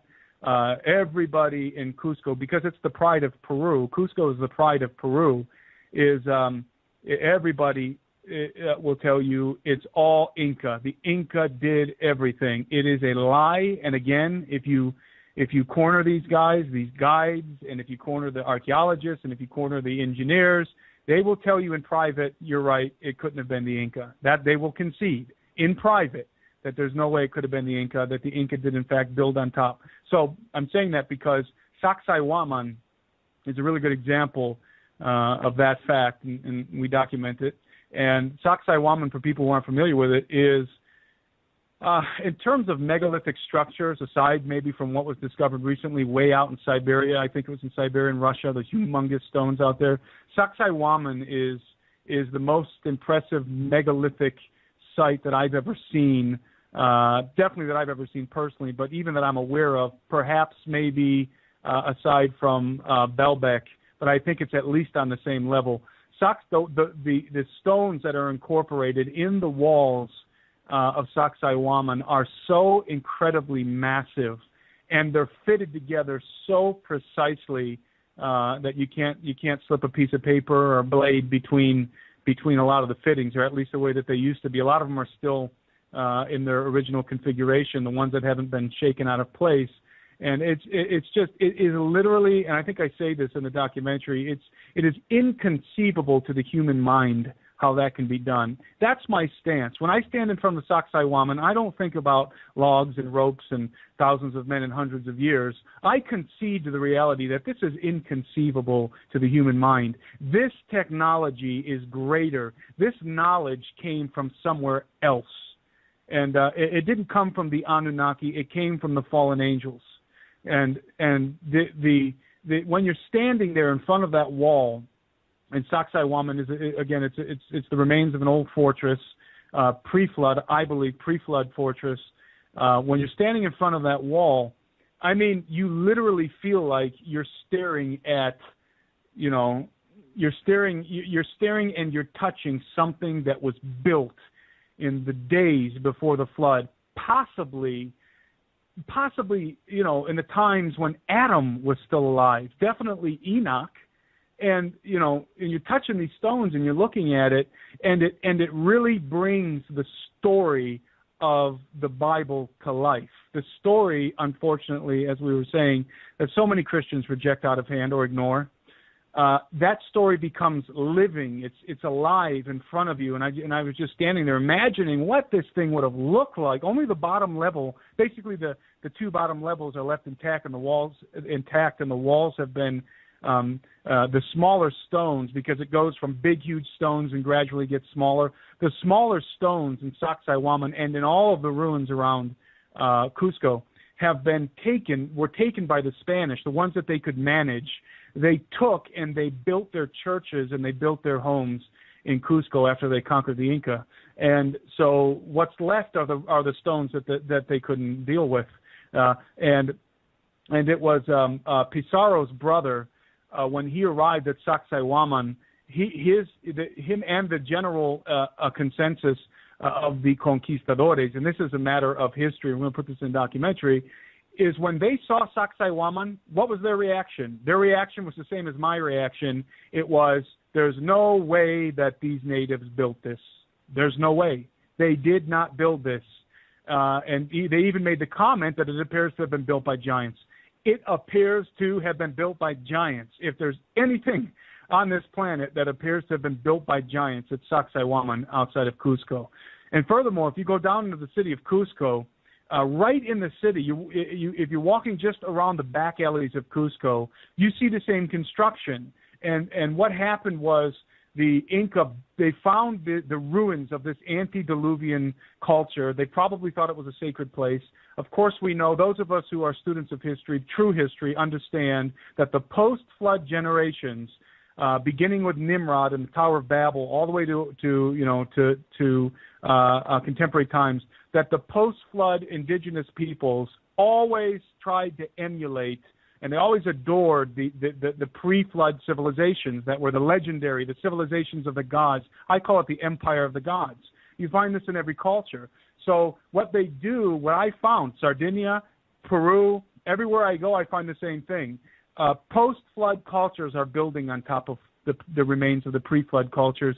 I'm sure that they believe that there are significant places of spiritual power and blessing from the gods and so forth, and so they build on top of them. And not only that, it's advantageous because the foundations of Sacsayhuaman, the foundations of much of what's built in Cusco, we can't duplicate that. We can't build better foundations than the ancients did in the pre-flood world. So it's natural, it's logical that you would build on top of those foundations. That's exactly what the Inca did, and then that's what the Spanish did after the Inca. And when you're walking down the streets of Cusco, and again, we illustrate this in the film, you see what's original, the original constructions that were there, that the Inca built on top of, and the architecture is just mind-blowing. And all of the structures are built on an inclination. The base of the structures are inclined inward, so that in the event of an earthquake, that it gives it more support at the base. And there's always smaller stones placed under the big ones so that the whole structure can shift and move. It's absolutely ingenious, absolutely ingenious. And if you look literally on the other side of the street, you have what the Spaniards, they went and took the pieces of the blocks from Sacsayhuaman, and they brought them down and built their own structures. You look at what they built, they had to use mortar, they didn't fit them together right, and their walls are wavy, and they don't have that inclination. I mean, that right there illustrates, even though the Spaniards had their what do you call them, their arquebuses, or whatever you call them, their firearms and their cannons and their steel, they could not replicate what they had found in Cusco and throughout Peru. They just simply could, even using the same building materials, they couldn't even come close to replicating it. And so it's a joke that when people say, "Oh, the Inca did that," no, they didn't. They built what's on top of it. Period. And by the way, the Inca actually admit to that, according to the Spanish chronicles, actually admit that they didn't build a lot of that stuff, that it was the gods. In fact, while I'm on that topic, Pumapunku was said in Inca legend to have been built by a race of giants that came from the gods, and Pumapunku was built in one day. That's what they say. That's what their legend is. And so basically, what Steve was referring to, that looks like those stones were poured.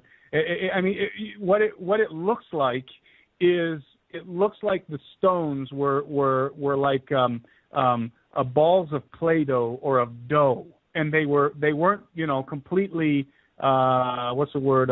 They weren't really soft. I don't know what the word is here. They were pliable enough to where they could be set one on top of the other, and where they could be pressed down and they would squish in. In other words, if there was a concave between two stones, well, when you put the third one on top, that third stone would squish down into that concave. And I believe I found evidence for it, because all of the stones, these massive stones, where they're missing, if you look at a line of a wall where these, in my opinion, antediluvian stones are aligned, the wall ends where the stones have fallen apart or been taken out. And if you look behind or to the side of the stones, you find a lip. There's a lip where the rock was overhanging the one below and the one to the side of it. There's a lip. It's not a carved lip. It looks like it was squished, like Play-Doh or dough. That's exactly what it looks like.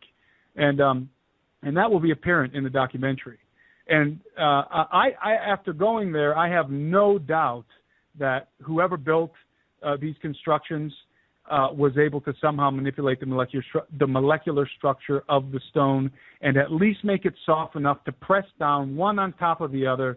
And that's why there's no seams, because it's like taking two balls of dough. Let's say you have 3 balls of dough. You take the 2 balls of dough, you stick them next to each other, like in a rock, in a round form, and then you take the 3rd ball of dough and you stick it on top of those and you press it all down together. Well, all the seams are going to be filled in. That is what looks like what appears to have happened with these stones, and which obviously, if that's true, we're obviously dealing with a level of technology that far surpasses even what we have today. And I believe we are. I believe it's simple. I believe it's what people call angel tech. It's what the fallen angels taught their children. It's the kind of construction that the pre-flood, not the post-flood, but the pre-flood giants were using, and it's absolutely mind-blowing. My friend. Well, I think we should open it up to questions now, Doug, and then just, you act as moderator, direct it, and go back and forth. Give Tim one, me one, because, again, we want to share with things. I'll just share those too. The feedback I'm getting on Genesis 6 Volume 2 is phenomenal because 60% of it's different and new. And even on when I did a 4-program series with Tom Horn for Skywatch TV, I'll let you know, and I'll post on my website when it's going to be done, but clearing up terminologies of antiquity is really critical. The feedback I've gotten from Genesis 6 Volume 2, number one, there are 165 illustrations, and the whole back part is by Mr. Woods, an ancient historian with no religious quote or unquote spin on anything. He basically is just chronicling all of the emperors of antiquity, collected giants. You know what the number one favorite thing for everybody in antiquity was? To either have an army of giants 12 feet tall or more, or to have the bones of some entities which were 80 feet. Now, when you get a book written 100 years ago, it's certainly not a script for a video game, so that's incorporated the last 150 pages of Genesis 6 Volume 2, and I think people will be blessed. That book has gone round the world. It still goes round the world, and it's probably the best, it's a shoehorn that helps you to walk with your feet shod with the preparation of the gospel.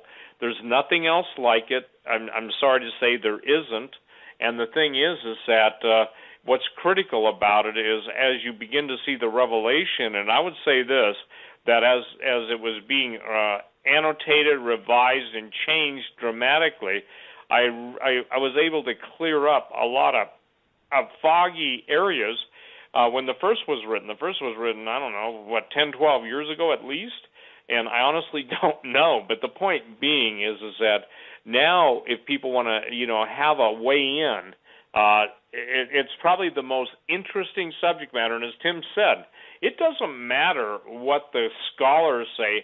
What did the Mayas, Aztecs, and Incas say? They came into those cities that were built by giants. They never said, "Oh yeah, we hired some North American unemployed Native Americans to go and pull giant boulders with sticks and stones and ropes." That's just crazy stuff. The point being is that true history is so exciting. You want to get kids, and I told Tom Horn this, and he agreed. You want kids to know the truth. You want little Johnny who's dealing with little Billy that just played Call of Duty, and I don't know these names, so if I'm twisting them up, I'm on record. I do not play video games. I see what do you call it, write-ups on them, essays. So, please consider Genesis 6 Volume 2. It's an absolute important, it is the single most reference book I've ever written, and I hear from people, sometimes 10 years after they first got it. Even some people were given it as a gift. It sat on the shelf until they hear something in the newspaper. They go and get it, and a lot of people sit down and read that a couple days straight. I don't suggest that, but I'm just saying that's the case. So, Doug, go ahead and direct it's available on my website, stevequayle.com, but go ahead and, issue the question to whoever the question is directed to, and then just go back and forth. Steve, real fast, an easy one from you, from Diana. She asked if you could repeat the name of the Derek Prince series you were referring. Yes, Spiritual Conflict. Absolutely changed. Yep, absolutely changed my life, Joe. And I'll second that. Fantastic series. Steve, this is for you from James M. Okay, please ask Steve how CERN might compare to for example, the ancient Tower of Babel, and its implications for us today, and when these implications might become most obvious relative to everything we're talking about.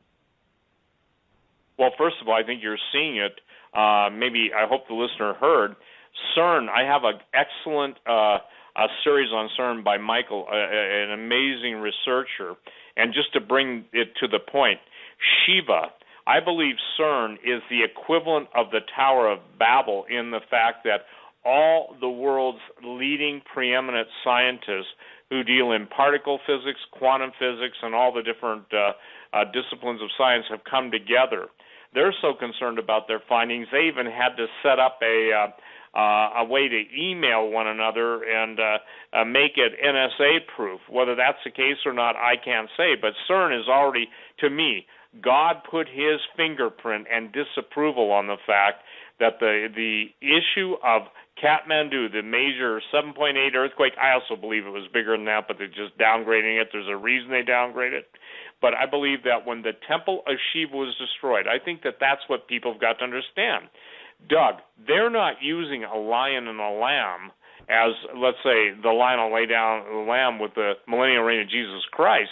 They're using as their symbolism the destroyer Shiva, what's called the cosmic dance of creation, where this Hindu deity destroys the world only to make it new. Gee, doesn't that sound like down with the old, out with the old, in with the new, the phoenix rising from its ashes? So I'm saying this. I believe the Kathmandu earthquake in Nepal, the Himalayas, I believe that was the first definable event specifically linked to CERN. They're not using it to find the God particle. They're using it to try and basically come up with a weapon to literally fight against God. And listen, if people don't get this, I'll make it simple. All the ancient technology that failed in the past will not deliver them in their war in the future against the King of Kings and the Lord of Lords, Jesus Christ. That's in a nutshell. Go ahead, Doug, and give Tim one. That's a loaded question. My answer to that would be yes and no. I think that aliens, that's a very broad term, are demonic in nature. I don't believe there's any good, quote-unquote, extraterrestrial or alien entities. But I don't believe that an adequate description of aliens is demons. I believe that aliens have more to do with hybrids, genetic manipulation, mixing the genes of animals and giants and angels and all kinds of stuff. I think they're more, in some of them, there's all kinds of creatures out there that people don't know about, but a lot of them are more material than they are spiritual. But I certainly believe in demons. But there's also a difference between disembodied spirits and fallen angels, and obviously these corporeal entities that people encounter are not disembodied. In many cases, they have bodies. They can be killed. When they crash in their saucers, they die. So we're dealing with, that's a very loaded question. There's a lot of confusion surrounding it. So my answer, are aliens demons? My answer is no, they're demonic, but they're not demons. Okay. In most cases. I can explain that, Doug, further. The fallen angels can morph, they can shapeshift, if you will, into any form. They can take on, the scripture says even Satan can appear as an angel of light. In the book of Adam and Eve, which is not in the Bible, which is not on par with the scripture, but you have multiple instances of Satan basically appearing to Adam and Eve in different forms and shapes, and God in his mercy comes immediately and strips off that shape-shifting persona. Fallen angels do not seek to inhabit human bodies. Let me make that clear. Fallen angels absolutely have contempt for humanity because that was the basis of Lucifer's pitch to them to get them to rebel. The 1/3 of the angels in heaven, however many that might be, rebelled with him. So a demon is a disembodied spirit, and that's what people don't understand. You can have if a fallen angel had genetically manipulated the DNA of an animal, you can have a hybrid chimera demon also, but all of their appetites are for human flesh, human destruction, and basically, even in the animal kingdom of fallen, perverted animals, human sex. When you read about the Greek mythology, it's loaded with basically bestiality. That's why in the Old Testament, God said any man that lied with a beast was supposed to, in other words, was having sexual intercourse with an animal or vice versa, was to be put to death, and not only them, but the animal too. And people they've never been able to explain it until this time in this day and age. So there are three entities. The giants are never called demons. The giants are never called fallen angels. The giants in Hebrew are called a Rephaim, or the Rapha, R-A-P-H-A.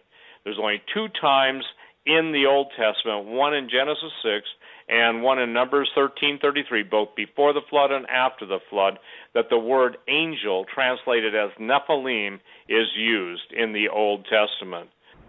So anyway, that's the thing. I think the introduction to Genesis 6 Volume 2 lays that out. But I agree with Tim.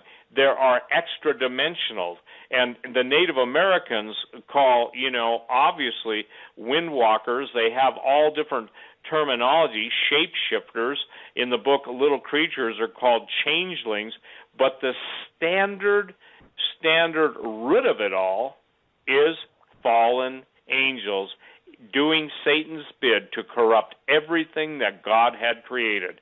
You want to talk about atmospheric corruption? Everybody will talk about geoengineering. Let's call it what it is, atmospheric corruption. You want to talk about the pollution in the ocean? And let me just throw this in. I put up on my website today, the Pacific Ocean covers 30.9% of the Earth's surface area. I think it's 65 million something 49 thousand or 65,049,000 square miles. Well, when a third of the life in the sea dies, and oceanic people are telling me, when I say oceanic, oceanographers, biologists, marine biologists, chemists are talking about a third of the life in the sea dying. Well, that's Revelation chapter 8, verse 9. So again, it's fascinating. Someone says, well, a real third would be 33%. Oh, I can answer that one too. Where the Pacific meets the Gulf, hello, guess what? Where the Panama Canal, someone says, well, listen, quit looking for excuses and look to the Bible because it's telling us what's going to happen.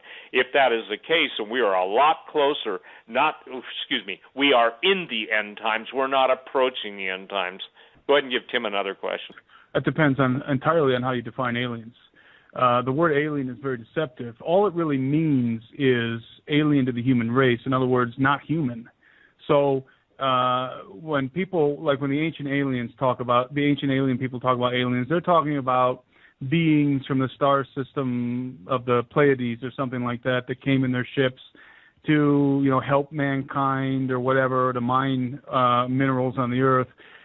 That's a very limited use of the word alien. It's almost like they claim exclusivity on the use of that term. Well, I protest because the word alien, again, simply means alien to the human race, not human. And that certainly describes the litany of creatures that were created from what Steve just described, the sexual intercourse of angels with animals and with human beings. The Book of Giants lays out that these 200 watchers, fallen angels, specifically selected and strategically selected 200 kinds of animals on the earth to copulate with, in other words, to have sex with, in order to procreate beings. Now, understand that when angels are superior in intellect and many other capacities to the human race, far superior to us. So when they copulate with animals, you're not going to get some dumb beast. You're going to get these creatures that are intelligent, that are conscious, that are sentient. And these creatures are going to be under the tutorship of their parents, which is what the Book of Enoch talks about, are going to be able to employ high technology and build things such as Vimana, such as flying machines, such as pyramids. And these creatures are then probably going to be able to get off planet with their technology. So some of these entities might have gone off world, gone on the moon, gone on Mars, built civilizations out there. I believe most everything stems from the Genesis 6 narrative. I also believe that some of this might be have its origins in a pre-Adamic age, and so again, the word alien, there's one exclusive use of that word that's dominating the whole conversation out there, and that is astronauts, aliens from different star systems coming to Earth. For me, what's much more logical and certainly what seems to me more biblical is that these creatures started here, and if they're out there, it's because they started here and went out there, in my opinion. And so when we talk about did aliens build some of this stuff, that all depends on your definition of aliens. If you're talking about non-human entities, then my answer would be yes. They probably did build some of this stuff, or at least hybrid entities that maybe were part human, part this, part that, or maybe part angel, part animal. Then the answer is yes, aliens did build that, or probably had a hand in building that. So it's again that and I think that's throwing a lot of people off. It's not just aliens or giants. It's people have to understand that aliens includes what happened in Genesis 6, what happened with the fallen angels, the corruption of the genomes of all life on Earth created a litany of sentient beings that were not human. And who knows how many. There's a lot of calculations, very well thought out calculations of the antediluvian world that project billions of people being alive during the antediluvian times. Who knows how many chimeras were walking around? Who knows how many entities were walking around that were far superior to the human race in intellect because of the genetics of the fallen angels. So actually, the biblical view, the view that Steve and I have, is far more logical and allows for all the different variables to work together under the umbrella of Scripture. So that's my answer to that. Gotcha. Yeah, very eloquently stated too, and I think that's a hang-up or a tripwire for a lot of people. Thank you for explaining it. We do have a question from Arnold. This is to both and/or Steve and Tim. Why are they trying to open the portal to let beings in if they already have been here working with the government? How did they get here if CERN is supposed to open the portal? It seems like they already have a portal open. And do you think that the Naples earthquake could be a blood sacrifice for CERN, since it was around the time CERN turned up the volumes and then the earthquake happened? So the first part of that, the portals, the portals being there already versus CERN opening them, and then the CERN. Sure, I have an answer for that. Jesus said the gates of hell, plural. Also, the book of Revelation teaches there's a specific time when Satan and all his fallen angels will be cast down to earth. I have another answer for that. Imagine that the fallen angels who have either been bound, the ones that have been bound, their sons and their daughters, in other words, their progeny that were dead in the flood. Imagine that those spirits have been held in a prison that the stargates have kept out of our dimension. And imagine that through the technology of the fallen angels and their duped, there you go, that's duped and stupid human assistants, okay? The people that want to believe that somehow Lucifer has their best interests at heart, that they are going to produce bodies for these spirits to inhabit. You follow? In other words, they've been disembodied spirit. That's what a demon is. And demon is the disembodied spirit of a giant. The giant are the offspring of the fallen angels. The book of Enoch also deals with that they had dreams. In other words, the giants had dreams and the fallen angels had dreams that the flood was going to come to destroy. And I got to share something. What Tim just said about they started here and went to the stars, the book of Obadiah only has one chapter. And I don't know which verses, 17, 18, I believe 16, 17, and 18 is right about in there. It basically says, though you set your nest amongst the stars, yet will I bring you down. A lot of people, and I'm one of them, have postulated that many of the fallen angels used their hypertech to leave the planet in anticipation of the flood. The flood did not destroy fallen angels. Listen, again, fallen angels don't die, okay? They can be chained, they can be imprisoned, they can be overcome through the name and the blood of Jesus, but they don't like to inhabit human bodies. Now, saying that, they can shape-shift and take on a human body of their making, their likeness, and their choices. In other words, while they hate humanity, they're willing to take the form of humanity in order to deceive it. This is the biggest stumbling block, and I think, Joe, you asked me this, and maybe even a couple of years ago or whenever we did the show. Jesus said, in heaven, the angels are neither given or taken, in heaven, when people die, they are as the angels. They're not given or taken in marriage. That's heaven. On earth, the whole point of the gates opening is to allow another and final onslaught. I maintain that with the incubus and succubus experiences of Hollywood stars selling it as something cool, where it used to be repulsive, it would be repulsive to have some creature from a hellish nightmare, having sex with a pretty starlet. Now that's to be, how do I say this? There is no end to the depravity of mankind under the influence of a devil who's seeking to destroy them unless Jesus stops it on behalf of the believer. That's why Jesus said, behold, again, I give you power to tread on serpents and scorpions and over all the power of the enemy. And that's why he's using terminology, the dragon was wrath. Okay, who's the dragon? Classically, and I've got a whole series of research chapter on dragons in little creatures and enough footnotes to make the skeptics happy.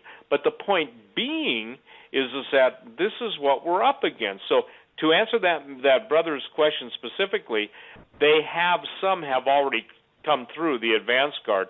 We're talking about all. And what does all mean? All means there's nothing less, nothing more, all who fit the category of fallen angels being cast down to earth, trying through the science of fallen man and the wisdom of fallen angels to combine to produce bodies for the disembodied spirits of their children. And 99%, I've never heard of a giant being a vegetarian, okay? I never heard of a giant turning down a good human for a meal. And I'm talking in antiquity now. Guess what? If I were to come up with a TV slogan, they're back and they're hungry. By the way, I think somebody's already used that. But the point being is that the destruction of humanity now is at the precipice of all of us, okay? This is something, you're just a fear-monger. Well, I got to tell you something. Fear-monger? Well, look up the word monger. I doubt it. But the way that truth is always received, it's initially rejected. Then it's mocked, ridiculed, and scorned. Then the next step is the messenger is attacked, ridiculed, and scorned. The next step is, at the minute there's evidence to undermine that the ridicule, scorn, and mocking was absolutely based in fear. I'll tell you this, I can sense fear in the emails of the people that basically email me and tell me I'm a fearmonger, a doomsdayer, or whatever. Someone said, you're an alarmist. You better believe I'm an alarmist, and I've been sounding it for 25 years on talk radio, and evidently not enough people recognize that not only did the country burn down, but that smoke they smell is coming off the plans of the Illuminati out tall to destroy them. In other words, if they have to singe the earth, bioattack it, use volcanoes, they're going to do what they're going to do. And that's why, Doug, on the 1st of May, I think that's Friday night, Pastor Langford and I will be leading everybody in communion at the start of the show. And we're going to do an interesting show. On the second hour, we're going to give you all of the instances that time allows, of course, of God's people in a dead what would you say, in a corner facing only death and destruction, but God made a way. The third hour, we're going to be praying over the phone. That's when we'll do our praying for everybody, that God is going to infuse his listening audience worldwide with the Spirit and the power of the Holy Ghost. So the point being is this, is that this is critical. For 40 days, I'm going to say this, and I'll put it up on my website, the day of May 1st. For 40 days, I'm only asking this, to spend time in the Lord in prayer, in personal repentance, and I'll put up the list of things we're going to pray for with a hand of dirt. The hand of dirt, you can hold it, and all you need to do is hold that dirt and thank the Lord for his redeeming you, because that's what you are made of. If you are a descendant of Adam, you are made out of the dirt. And that's to keep you in the attitude of without the Spirit of God, you would be nothing. How cool is this, Doug? We start out at the show without the Spirit of God, that clump of dirt would be nothing, but God breathed into that man who he had formed as the greatest sculptor in the universe. I believe it was Jesus, based on Colossians 1:16 and 17, and then breathed into man the breath of life. And like I said, the image of my mind is Adam awakes, knowing who God is, knowing the plan of redemption, being given the wisdom of God because he's created in the image and likeness of God, and I believe he gave the Lord, his creator, a hug, and I believe that hug is what God wants to restore to his people. How cool is that? Jesus said, henceforth, I call you no longer servants but friends. That means Jesus is my Savior, he's my Lord, he's my King, he's my righteousness, he's my purpose, he's your everything I'm claiming, but he's also your friend. I'll tell you what, it's not the Christians chopping off the heads of the Muslims. It's not the Jews chopping off the heads of the Muslims. It's the Muslims chopping off everybody's head. It's not the Christians or Jews selling meat, human meat, in the markets of Syria. It's not the Christians or Jews. And look, let me share this. I know Pastor Langford and I did a show on it. I know there are Jews who call themselves Jews and are not. I know that, okay? But I'm telling everybody, if you stay focused on that issue, you're going to miss seeing how the devil's using everybody, because the Bible doesn't say the whole world lies in the evil one, only in Israel. No, he said the whole world lies in the evil one, period. The whole cosmos. How great is the redemption of God when you understand how far man and creation fell. That's when you'll start to get a glimpse of how great the redemption, the blood of Jesus, the name of Jesus, and the purpose of God in all of our lives through his salvation. So that's what we're going to be talking about on Friday night, and I believe if you'll be praying and taking this to heart, again, I'm saying all the Lord said for me to tell people, one meal. It's kind of like 1 hour. You know, hey, every one of us can go without one meal. Every one of us can grab a handful of dirt and say, thank you, Lord, that this is what I was created out of, and without your Spirit, I'd be that clump of dirt. But now you've made me with you a king and a priest to God forever, and that's a pretty neat thing. So, Doug, I just had to get that out there. Go ahead and ask the next question for Tim. Well, I just want to recap this for Friday, Steve. I apologize, but I want to make this clear to listeners. Friday, you and Pastor David Langford. First hour is going to be communion. The second hour is going to be the tell me again. Tell people again. The roughly just a summary. Well, the second hour. Second hour is going to be all the instances in the Old Testament and in the New when God's people were faced against odds that they could not overcome in their own strength. I can't get it across. I have failed. Only God can cause this to happen. I have failed to be able to articulate that every Christian who is, obviously you've seen the war on Christians in the military, that's coming to the streets of America. Every Christian is destined for destruction. That's not going to happen by the grace of God. That is not going to happen because God's people are going to stand up. And Doug, that's the thing that's the tragedy. That's what makes me basically just want to, and look, I thank God I'm not giving up. Thank God for intercessory prayer. But banging your head against the wall for 25 years, and that's the point I've been making all along, and now it's in process, and people still think that, and I will say this, the people that think we're fearmongers or warmongers or doomsdayers, those people are not born of the kingdom of God. They will Amen. never see eternity with a King of glory. They won't, because they won't acknowledge the fact that God has certain requirements, Matthew 18 being at the top of the list. And isn't it interesting? Unforgiveness and failing to forgive is what opens a person up to demon possession. So I hope I've answered that question. Yeah, and let me share this, Doug. On the question you just asked me in the email, if the elderly person, if they can't communicate it in email, I've learned that, and I'm sorry to be such a stickler on this, that having done 5 years of 3 hours a day or whatever, call-in radio, it sets a precedent. I don't want to do it. I'm not afraid to answer on-air questions. It's just we're trying to maximize our time. We're already 22 minutes away from the end. Yeah.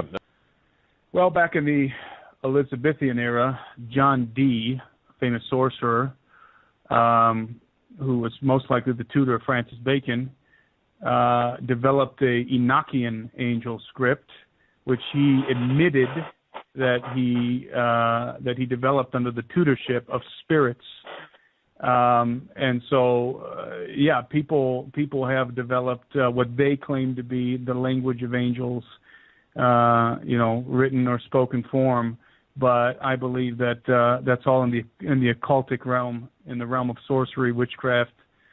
Is that like automatic writing? So the answer is yes. What's that? No, this question is coming from Doug Hagman here. Is that like automatic writing or something? Is that what you're referring to? Automatic writing is different. Again, in the case of John Dee, who was a Queen Elizabeth sorcerer, court sorcerer, he actually developed a language based on numerics, based on astrology, a very complex written language. Automatic writing is mainly done in the New Age arenas, where a person is supposedly possessed by an entity who uses their body, their mind, to write something, to transcribe something directly for them.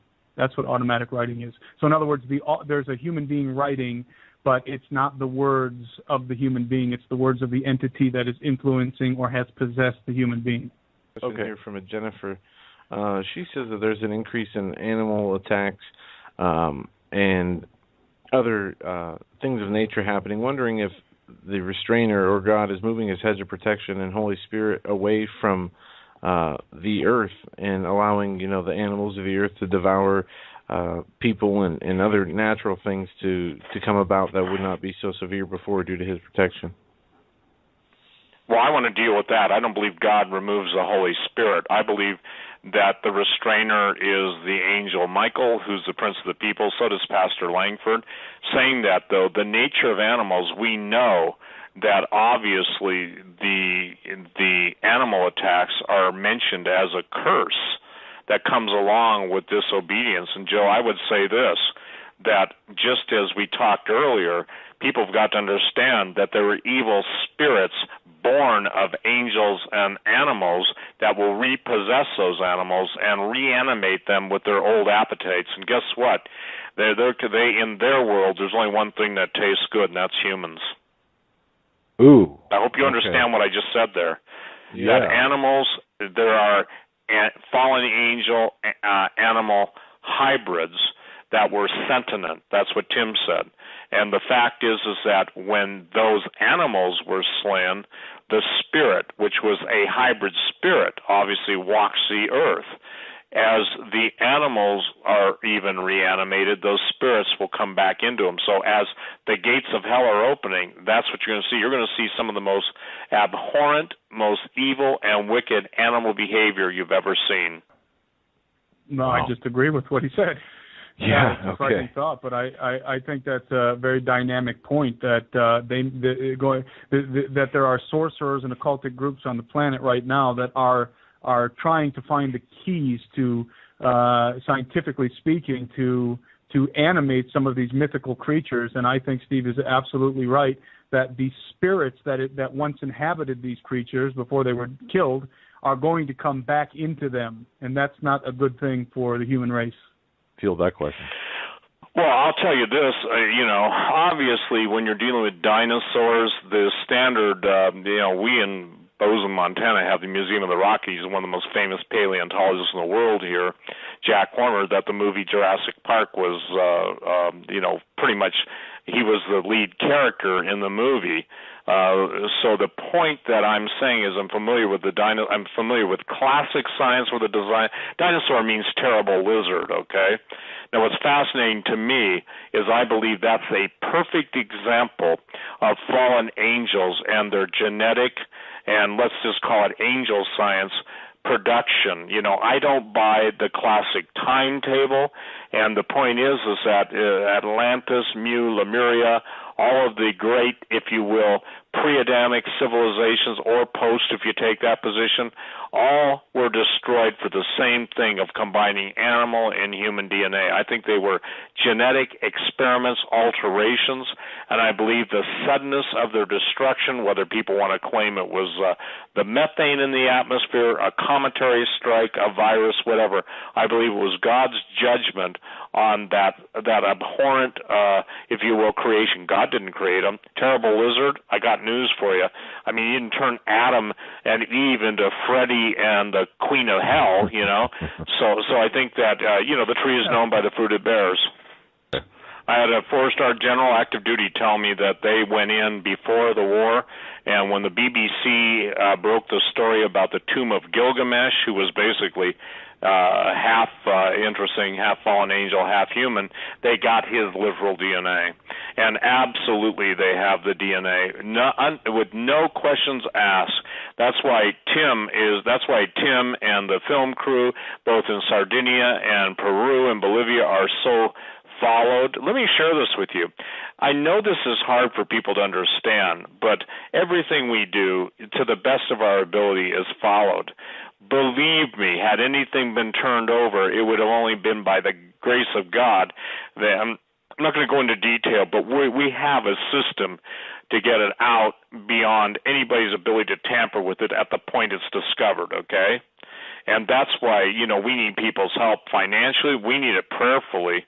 But again, I would just tell people, if you really want to have a legacy, how would you like to join with us in uncovering basically the most, I don't know that that's a real word. I was going to say most hidden. I was going to say hiddenness, but the most covered up story in the world, and be a part of it. See, that's what you're doing when you're praying for us and when you're helping us, And again, that's why, it's so amazing, because what we're seeing now, Doug, is I believe that God is warning. You see, I understand. Look, I know Jade Helm as well, if not better than most people, because 20-some years ago, not 20 years ago, excuse me, let me just get my time right. This is 2015.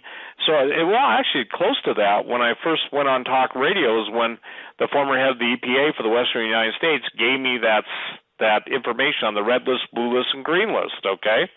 He also gave me a term called curative process. one of the things that people don't understand is these monsters, and I use that term in its fullest euphemism, that want to kill everybody. They want to kill off the doctors.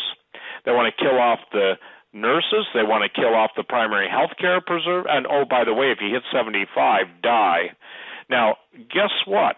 These people who are even old, isn't it amazing that 90-year-old old crows from the Illuminati, whether they're from the House of Rothschild or Rockefeller or whoever, they want to kill off everybody, of course, except them. Well, the point is that who knows who those entities really are? And I maintain that, and I'm going to say this, I maintain that fallen angels rule the fallen world behind the scenes and take the appearance of whoever they want. And I don't know what they do with the original. If the original's given a new body and they get to start their hellish run at evil over, or they kill them and basically they assume their identity, okay? That's for a whole different, that's a mind-blowing thought, okay? But I think it's really important that people begin to understand. You cannot address these issues in the natural mind. You have to seek the wisdom of the Lord. You have to do your homework. And that's why guys like Tim and I, Tom Horn and others, Chris Putnam, those of us who are into the ancient, and by the way, you know this, there are other people coming out saying this and that and everything, and they challenge what I say, and I said, where were you 25 years ago? Where were you? You weren't any place on. It's like this. Thus saith the Lord. Here's a phony prophecy.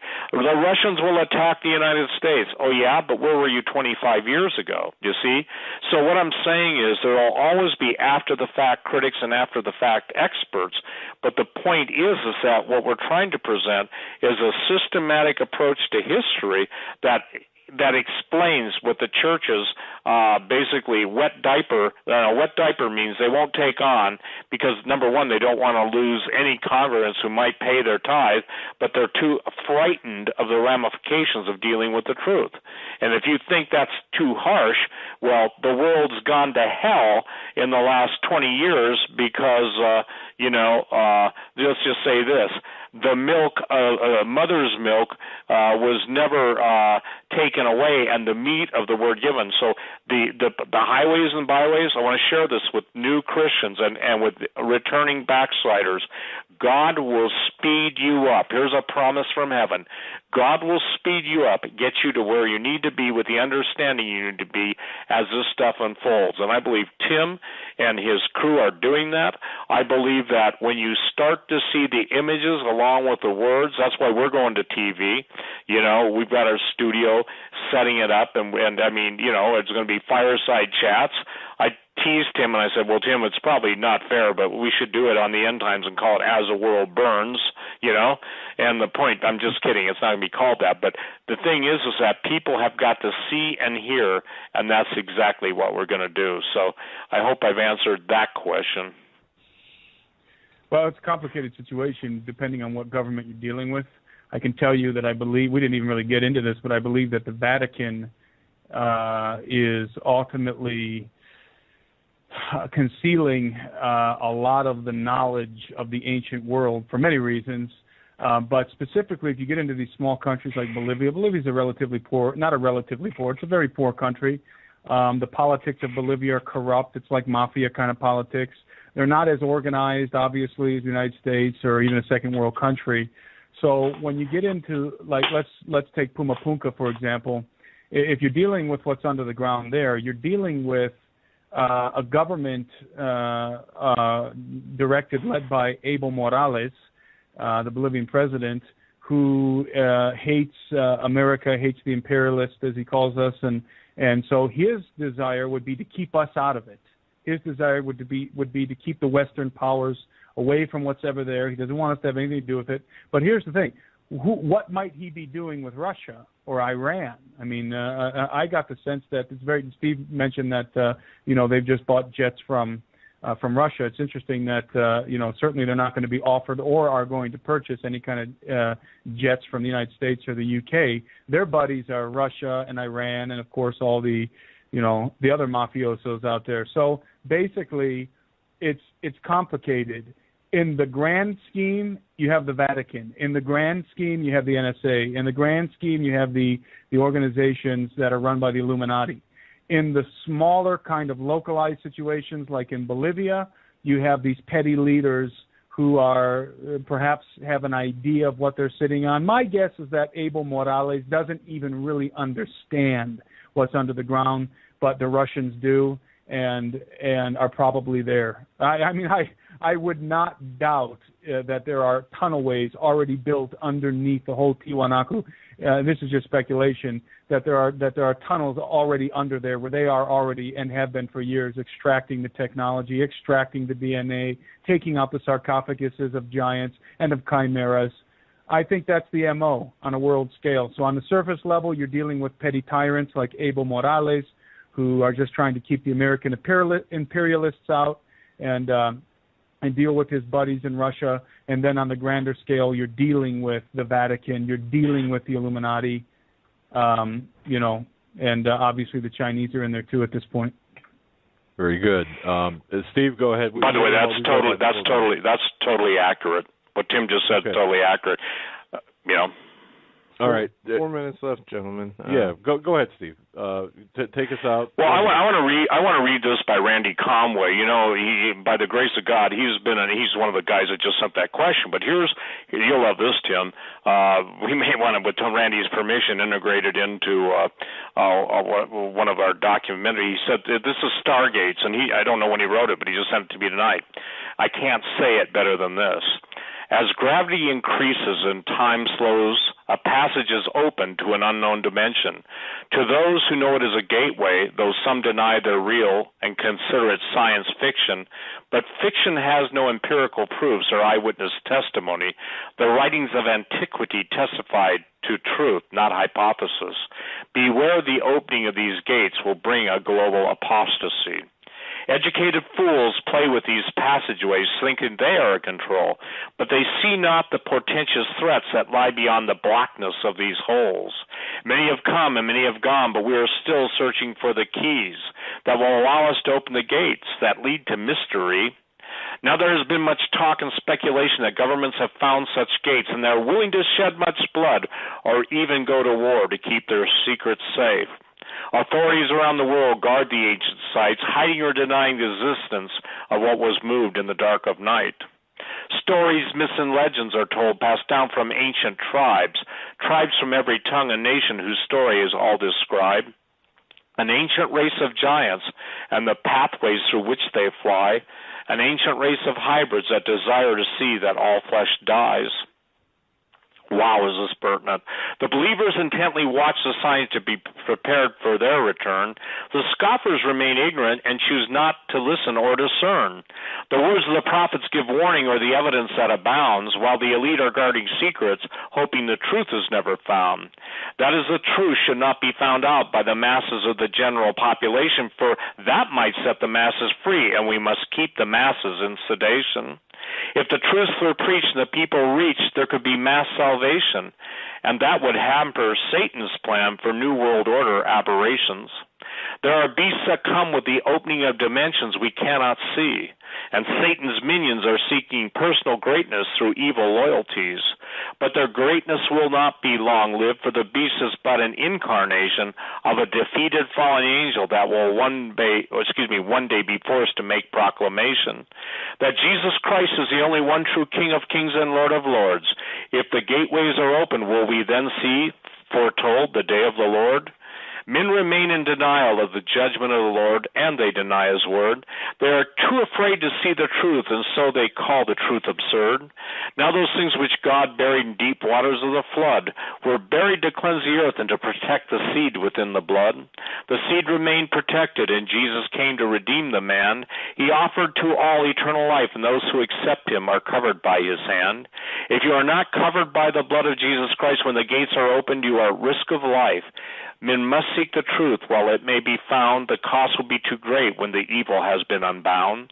The stories, myths, and legends have ancient foundations that are not just passed down orations.